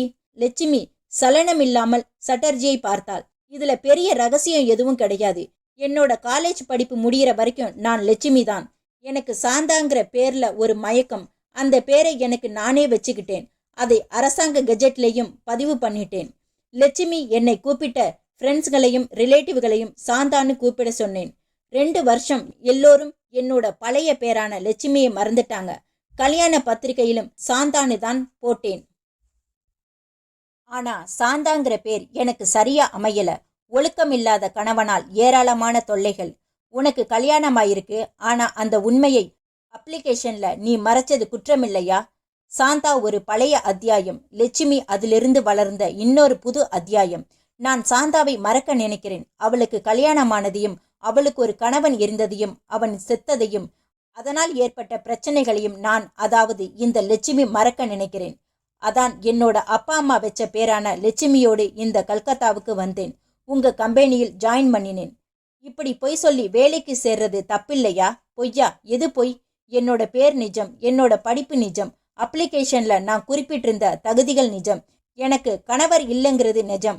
புருஷனை கொலை செய்ததா உன்மேல் ஒரு கிரிமினல் கேஸே நடந்திருக்கு. அதை மறைச்சது ஏமாற்றுத்தனம் இல்லையா? கேஸ் நடந்தது உண்மைதான். ஆனா நான் குற்றவாளி இல்லைங்கிறத ஹைகோர்ட் சொல்லியிருக்கே. நான் அக்யூஸ்டி கிடையாது sir. You may be correct. ஆனா இந்த விஷயமெல்லாம் எங்க கம்பெனி மேனேஜ்மெண்ட்டுக்கு தெரிஞ்சா பிரச்சனைகள் கிளம்பும். எங்க கம்பெனி டைரக்டர் ஒரு மாரல் மேன். அவர் காதுக்கு இந்த விஷயம் போகக்கூடாது. ஓகே சார், நான் இப்ப என்ன பண்ணணும்னு நினைக்கிறீங்க? இந்த உத்தியோகத்தை ராஜினாமா பண்ண சொல்றீங்களா? நோ.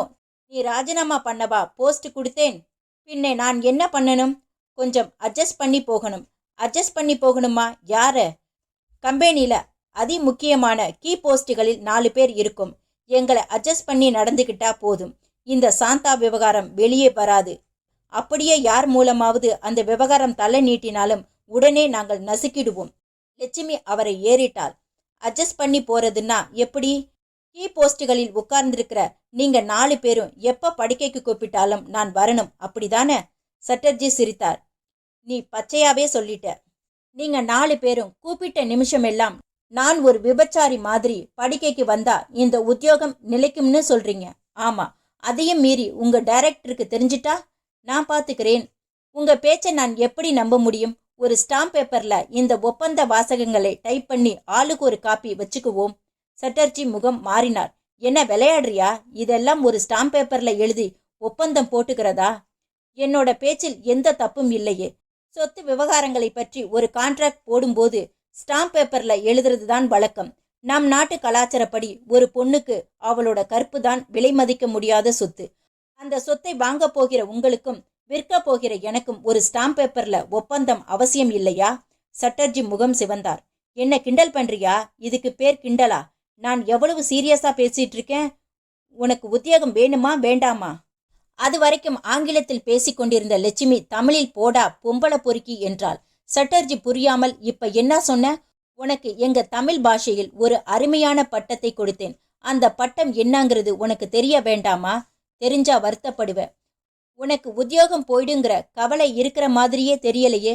உன்னோட சாந்தாங்கிற பழைய அத்தியாயத்தை பற்றி எம்டிக்கு ஒரு நோட் அனுப்பினா போதும், அடுத்த நாளே உனக்கு டிஸ்மிஸ் ஆர்டர் வந்துவிடும். லட்சுமி தன் முன்னிச்சி தலையிலிருந்து ஒரு ரோமத்தை பிடுங்கி சட்டர்ஜியிடம் நீட்டினார். என்ன இது முடி? உன்னோட கம்பெனியில் பார்க்கிற வேலைக்கு இது சமம். யூ யூ யூ ஒரு நிமிஷம், நான் சொல்றதை கேட்டுக்கிட்டு அப்புறம் கோவப்படலாம். நான் சோத்துக்கு வழி இல்லாம உன் கம்பெனிக்கு வேலைக்கு வரல. நான் சென்னையை விட்டு வரும்போதே என்னோட வீட்டை 5 லட்சத்துக்கு வித்து அந்த அமௌண்ட்டை பேங்க்ல டெபாசிட் பண்ணிட்டு தான் வந்திருக்கேன். சென்னையில நான் இருந்தா எல்லார் கண்களுக்கும் சாந்தாவா தெரிஞ்சுக்கிட்டு இருப்பேன். அந்த நிலைமையிலிருந்து தப்பிக்கத்தான் லட்சுமியாய் இங்க வந்தேன். ஆனா நீ என்ன மோப்பம் பிடிச்சுக்கிட்ட. என்னோட உடம்பை உனக்கும் உனக்கு கீழே இருக்கிற 3 ஓநாய்களுக்கும் கொடுத்துதான் இங்கே உத்தியோகம் பார்க்கணுங்கிற அவசியம் எனக்கு இல்ல. என்னோட ராஜினாமா லெட்டர் நாளைக்கு காலையில உன்னோட டேபிள் மேல இருக்கும். காரின் கதவை படீரென்று திறந்து கொண்டு கீழே இறங்கி நின்று கொண்டு அதே வேகத்தில் சாத்தினாள் லட்சுமி. தமிழில் சொன்னாள், குட் பை, போடா பொம்பளை பொறுக்கி ராஸ்கல். லட்சுமி மருந்துகளை வாங்கி கொண்டு அதே ஆட்டோவில் ஜான்சி படிக்கும் கான்வென்ட்டுக்கு போய் அவளையும் கூட்டிக் கொண்டு ஹாஸ்பிட்டலுக்கு புறப்பட்டாள். ஆட்டோவில் போகும்போதே ஜான்சியை பார்க்க பார்க்க வயிறு பிசைந்தது. ஆண்டி, என்னம்மா? ஏன் உம்முன்னு வர்றீங்க? இல்லையே, நல்லா தானே இருக்கேன். பொய் சொல்றீங்க. 2 கண்ணும் உங்களுக்கு பிளம்ஸ் பழமாட்டம் சிவந்திருக்கு. அழுதீங்களா? இல்லையே, சொன்னவள் பேச்சை மாற்றினாள். உங்க மிஸ் இன்னைக்கு புது ரைம்ஸ் என்ன சொல்லி தந்தாங்க? ரிங்கா ரிங்கா ரோசஸ். அப்புறம் அவ்வளவுதான் ஆண்டி. அப்பா மத்தியானம் என்ன சாப்பிட்டாங்க? பதில் சொல்ல திணறினாள் லட்சுமி. அது வந்து கொஞ்சோண்டு ரசம் சாதம் சாப்பிட்டார். அப்புறம் கொஞ்சம் சாத்துக்குடி ஜூஸ். அப்பாவை எப்ப ஆஸ்பத்திரியிலிருந்து வீட்டுக்கு கூட்டிட்டு வரோம் ஆண்டி? இன்னும் கொஞ்சம் நாள்னா எவ்வளவு நாள்? 10 நாள். வீட்டுக்கு வந்ததுமே அப்பா பழையபடி குண்டாயிடுவாரா? ஆட்டோ ஹாஸ்பிட்டல் வந்து சேர்ந்தது. காசை கொடுத்து ஆட்டோவை அனுப்பிவிட்டு ஜான்சியை தோளில் சாய்த்து கொண்டு வராந்தாவில் கணக்கின்ற இதயத்தோடு நடந்து அரவிந்தன் இருந்த அறைக்குள் நுழைந்தாள். அரவிந்தன் கட்டிலிருந்து எழுந்து உட்கார்ந்து நர்ஸ் கொடுத்த மாத்திரையை விழுங்கி கொண்டிருந்தான். ஓ ஜான்சி குட்டி, நீயும் வந்துட்டியா? அரவிந்தன் கை நீட்டி ஜான்சியை வாங்கி மடியில் உட்கார்த்து வைத்து கொண்டான். லட்சுமி நர்ஸிடம் கேட்டாள், சிஸ்டர், டாக்டர் ரூம்ல இருக்காரா? இல்ல, வீட்டுக்கு போயிட்டார். அவர் சொன்ன மருந்தெல்லாம் வாங்கிட்டு வந்திருக்கேன். டாக்டர் இன்னும் ஒரு அரை மணி நேரத்துல வந்துடுவார். வந்ததுமே அவர்கிட்ட இந்த மருந்துகளை காட்டுங்க சொல்லிவிட்டு நர்ஸ் வெளியே போனதும் அரவிந்தன் லட்சுமியை ஏறிட்டான். லட்சுமி, நீங்க ஏன் சோர்வா இருக்கீங்க? மருந்து வாங்க இன்னைக்கு கல்கத்தா பூராவும் சரியான அலைச்சல். உங்க சோர்வுக்கு காரணம் அந்த அலைச்சல் கிடையாதுன்னு நினைக்கிறேன். பின்ன வேற ஏதோ ஒரு காரணம் இருக்கணும். எந்த காரணமும் கிடையாது. நான் சொல்லட்டுமா? சொல்லுங்க பார்க்கலாம். சட்டர்ஜியோட கார்ல போனீங்களா? அட, உங்களுக்கு எப்படி தெரியும்? நர்ஸ் சொன்னாங்க. ஜான்சிக்கு ரொட்டி ஸ்லைஸை ஜாமை தேய்த்து சாப்பிட கொடுத்த பின் ஹோம்வொர்க் எழுத சொல்லி கூடை நாற்காலியில் உட்கார்த்தி வைத்த பின் அரவிந்தனிடம் வந்தாள் லட்சுமி. மெல்லிய குரலில் ஆரம்பித்தாள். அரவிந்தன், உங்ககிட்ட நான் சில விஷயங்களை சொல்லணும். சொல்லுங்க. அதுல ஒரு சில விஷயங்கள் உங்களுக்கு அதிர்ச்சியா இருக்கலாம். சொன்னாதானே அது அதிர்ச்சியா இல்லையான்னு தெரியும். முதல் அதிர்ச்சி, நான் மிஸ் கிடையாது, மிஸ்ஸஸ். சென்னையில் குணசேகரங்கிற ஒருத்தருக்கு 3 வருஷ காலம் ஒய்ஃபா இருந்தேன். அரவிந்தன் மெல்ல சிரித்தான். என்ன சிரிக்கிறீங்க? எனக்கு அது தெரியும். லட்சுமி அதிர்ச்சியானாள். உங்களுக்கு தெரியுமா? அது மட்டுமல்ல, சென்னையில் உங்க பேர் சாந்தா. கணவரை எரிச்சு கொன்னதா உங்க மேல ஒரு பொய் வழக்கு. கீழ்கோர்ட்ல 5 வருஷம் தண்டிச்சாங்க. ஹைகோர்ட்ல ரிலீஸ் பண்ணிட்டாங்க. நான் சொன்னது சரியா? லட்சுமி சம்பித்து போயிருந்தாள். அரவிந்தன் தொடர்ந்தான். இதெல்லாம் எனக்கு எப்படி தெரியும்னு கேக்குறீங்களா? ரொம்ப ரொம்ப சிம்பிள். போன வருஷம் நான் ஒரு தமிழ் பேப்பருக்கு வருஷ சந்தா கட்டியிருந்தேன். பேப்பர் வந்துகிட்டே இருந்தது. உங்க போட்டோவும் வழக்கு விவரங்களும் எனக்கு மனப்பாடம். லட்சுமி அதிர்ச்சியிலிருந்து விடுபட்டாள். அரவிந்தன், நீங்க அதை பத்தி ஏன் என்கிட்ட எதுவும் கேட்கல? என்னால் எப்படி கேட்க முடியும்? நீங்க ஏதோ ஒரு காரணத்துக்காக மிஸ் லட்சுமியா வேலையில வந்து ஜாயின் பண்ணியிருக்கீங்க. அந்த காரணம் மன அமைதிக்காக கூட இருக்கலாம். இப்ப நீங்க இந்த டாபிக்கை ஆரம்பிக்காம இருந்திருந்தா நான் இன்னும் கூட கேட்டிருக்க மாட்டேன். லட்சுமி அரவிந்தனை பார்த்தாள். உங்களுக்கு தான் எவ்வளவு இங்கிதமான மனசு. என்ன பார்க்கிறீங்க? உங்களுக்கும் சட்டர்ஜிக்கும் குணத்துல தான் எவ்வளவு வித்தியாசம்னு யோசிச்சு பார்த்தேன். ஏன், சட்டர்ஜி என்ன பண்ணினார்? லட்சுமி நடந்ததை சொல்ல அரவிந்தன் திடுக்கிட்டான். அவர் உன்னை பிளாக்மெயில் பண்ணினாரா? அதுக்கு பயந்துகிட்டு நீங்க உத்தியோகத்தை ராஜினாமா பண்ண போறதா சொல்லியிருக்க கூடாது. பின்ன என்ன சொல்லியிருக்கணும்?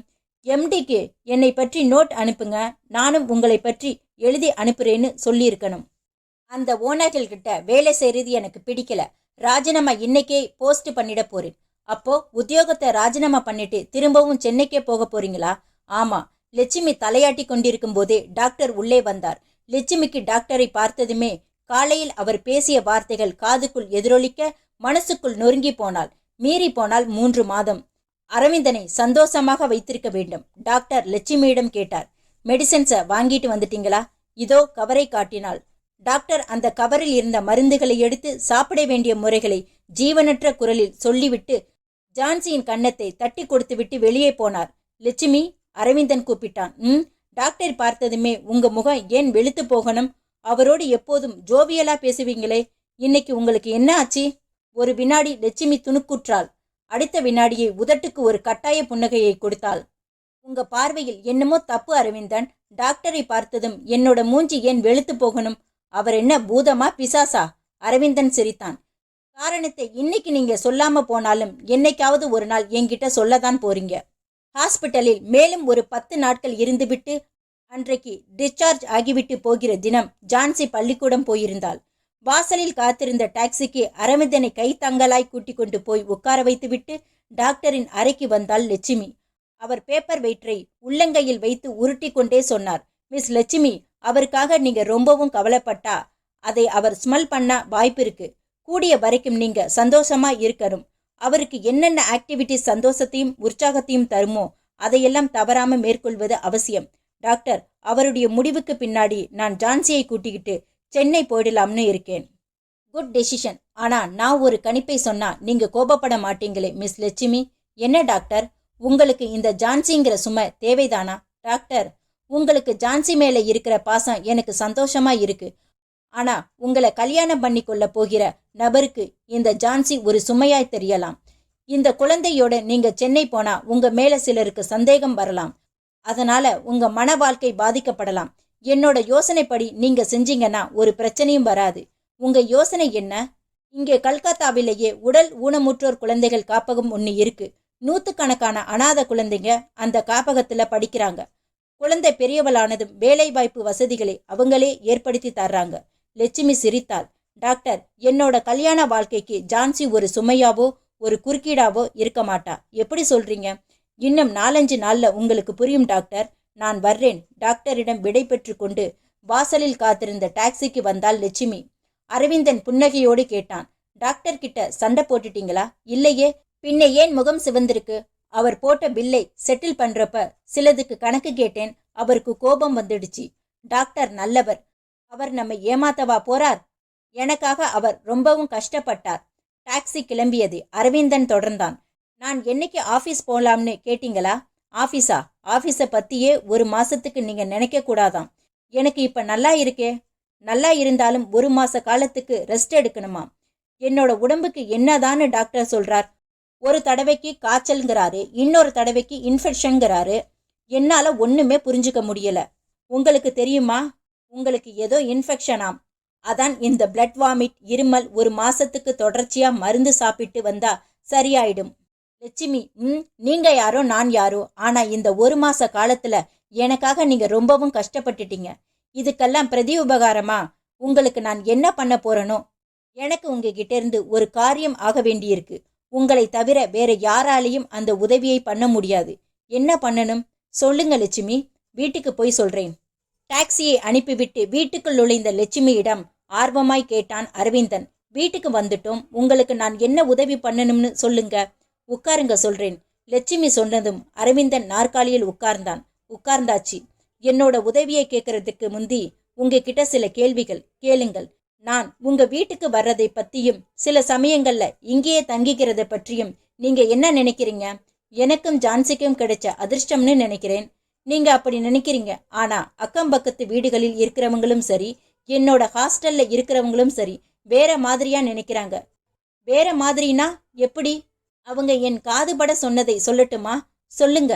நீங்க என்ன வச்சுக்கிட்டு இருக்கீங்களாம். அரவிந்தன் முகம் மாறின. சொன்னது யாரு? குறிப்பா யார சொல்ல முடியும்? எல்லோரும் சொல்லிட்டு இருக்கிற வார்த்தை தான். லட்சுமி, அந்த அவளை பேச்சை நிறுத்தணும்னா நான் இனிமே இங்க வரக்கூடாது. உங்களையும் ஜான்சியையும் பார்க்க கூடாது. என்னால் பார்க்காம இருக்க முடியுமா? நீங்க வேணும்னா இருந்துக்கலாம். ஆனா என்னால நிச்சயமா முடியாது. என்னாலையும் முடியாது லட்சுமி. அப்படின்னா நான் தொடர்ந்து இங்க வரணும்னு நீங்க விரும்புறீங்க? ஆமா. ஒரு சின்ன மாற்றம். நான் எங்கேயே இருந்துடுறேனே. லட்சுமி, யூ மீன் உங்க மனைவியா இருந்துடுறேன்னு சொல்றேன். ஒரு நல்ல நாள் பார்த்து கோயில்ல வச்சு எனக்கு தாலி கட்டிடுங்க. முகம் மாறி திடுக்கிட்டு போய் எழுந்தான் அரவிந்தன். லட்சுமி புன்னகைத்தாள். எதுக்காக இவ்வளவு அதிர்ச்சி? லட்சுமி, உங்களுக்கு என்ன பைத்தியமா? இன்னும் 1 மாசமோ 2 மாசமோ உயிரோடு இருக்க போகிற என்னை கல்யாணம் பண்ணிக்க போறீங்களா? என்னோட விட்டில் பூச்சி வாழ்க்கை உங்களுக்கு தெரிஞ்சிருக்குமே. அரவிந்தன், அது உங்களுக்கு இரத்த வாந்தி எடுத்தப்பவே எனக்கு தெரியும். எனக்கு கொஞ்சம் மெடிக்கல் சயின்ஸும் தெரியும். எந்த மருந்து எந்த நோய்க்கு என்கிற விவரமும் தெரியும். லட்சுமி அதிர்ந்து போய் பார்க்க அவன் தொடர்ந்தான். என்னோட நோயை பத்தின பயங்கர உண்மை தெரிஞ்ச நிமிஷம் கூட நான் சந்தோஷமாதான் இருந்தேன். காரணம், என்னோட பொண்ணு ஜான்சிக்கு ஒரு நல்ல அம்மா கிடைக்கல. கிடைச்ச அப்பாவும் அல்பாயுசு. ஆனா அவளுக்கு ஒரு நல்ல ஆன்ட்டி கிடைச்சிருக்கிற சந்தோஷம் எனக்கு இருந்தது. அந்த ஆன்ட்டி அவளை காப்பாத்துவாங்கிற நம்பிக்கையும் எனக்கு இருக்கு. அதுதான் நான் சாவை பத்தி கவலைப்படாம சந்தோஷமா இருந்தேன். ஏற்கனவே ஒரு தடவை வாழ்க்கையை இழந்த நீங்க மறுபடியும் ஒரு தடவை வாழ்க்கையை இழந்துடக்கூடாது. லட்சுமி தலையை குனிந்து கொண்டு தடுதழுத்த குரலில் சொன்னாள். அரவிந்தன், உங்க பொண்ணுக்கு நான் ஆண்டியா இருக்க விரும்பல, அம்மாவா இருக்க ஆசைப்படுறேன். நீங்க என்ன மனைவியாக்கிக்கிட்டா எனக்கும் அக்கம் பக்கம் வீடுகள்ல ஒரு அந்தஸ்து கிடைச்சிடும். வச்சுக்கிட்டு இருந்தா என்கிற அவச்சொல்லிலிருந்து எனக்கு விடுதலை கிடைச்சிடும். லட்சுமி, நீங்க நல்ல யோசனை பண்ணி தான் சொல்றீங்களா? தீர்க்கமா யோசனை பண்ணிட்டு தான் சொல்றேன். ஒரு விதவை மறுபடியும் விதவையாகிறாளேன்னு கவலைப்படாதீங்க. ஒரு விதவை அம்மா ஆகிறாளேன்னு சந்தோஷப்படுங்க. லட்சுமி, நாளைக்கு முகூர்த்த நாள் காலண்டர்ல பார்த்துட்டேன். காலையில 10 மணிலிருந்து 11 மணி வரைக்கும் நல்ல முகூர்த்தம். நம்ம தெரு விநாயகர் கோயில் சன்னதியில கல்யாணம். நம்ம தெரு ஜனம் பூராவையும், என்னோட ஹாஸ்டல்ல இருக்கிற அத்தனை பேரையும், உங்க கம்பெனி ஸ்டாஃப் எல்லோரையும் கூப்பிட்டு அவங்க முன்னாடி நம்ம கல்யாணம். லட்சுமி, சரின்னு சொல்லுங்க. எனக்காக நான் உங்ககிட்ட கேட்குற முதல் உதவி இது. இந்த உதவியை நீங்க பிச்சையா நினைச்சு போட்டாலும் சரிதான். சரி லட்சுமி, உன்னோட இஷ்டப்படியே நம்ம கல்யாணம் நடக்கட்டும். தேங்க்யூ அரவிந்தன். அன்று மாலை ஜான்சியை கூட்டிட்டு வர கான்வென்ட்டுக்கு போன லட்சுமியை குழந்தை அவள் கழுத்தை கட்டி கொண்டு ஆன்டி என்று சொன்னபோது லட்சுமி திருத்தினாள். இனிமே என்னை ஆன்டின்னு சொல்லக்கூடாது ஜான்சி, பின்ன அம்மான்னு கூப்பிடணும். அம்மா? ஜான்சி கொஞ்சமாய் திகைத்து பின் சொன்னாள். அப்படிதான். ஜான்சியை இருக்க அணைத்து முத்தமிட்டாள் லட்சுமி. முற்றும்.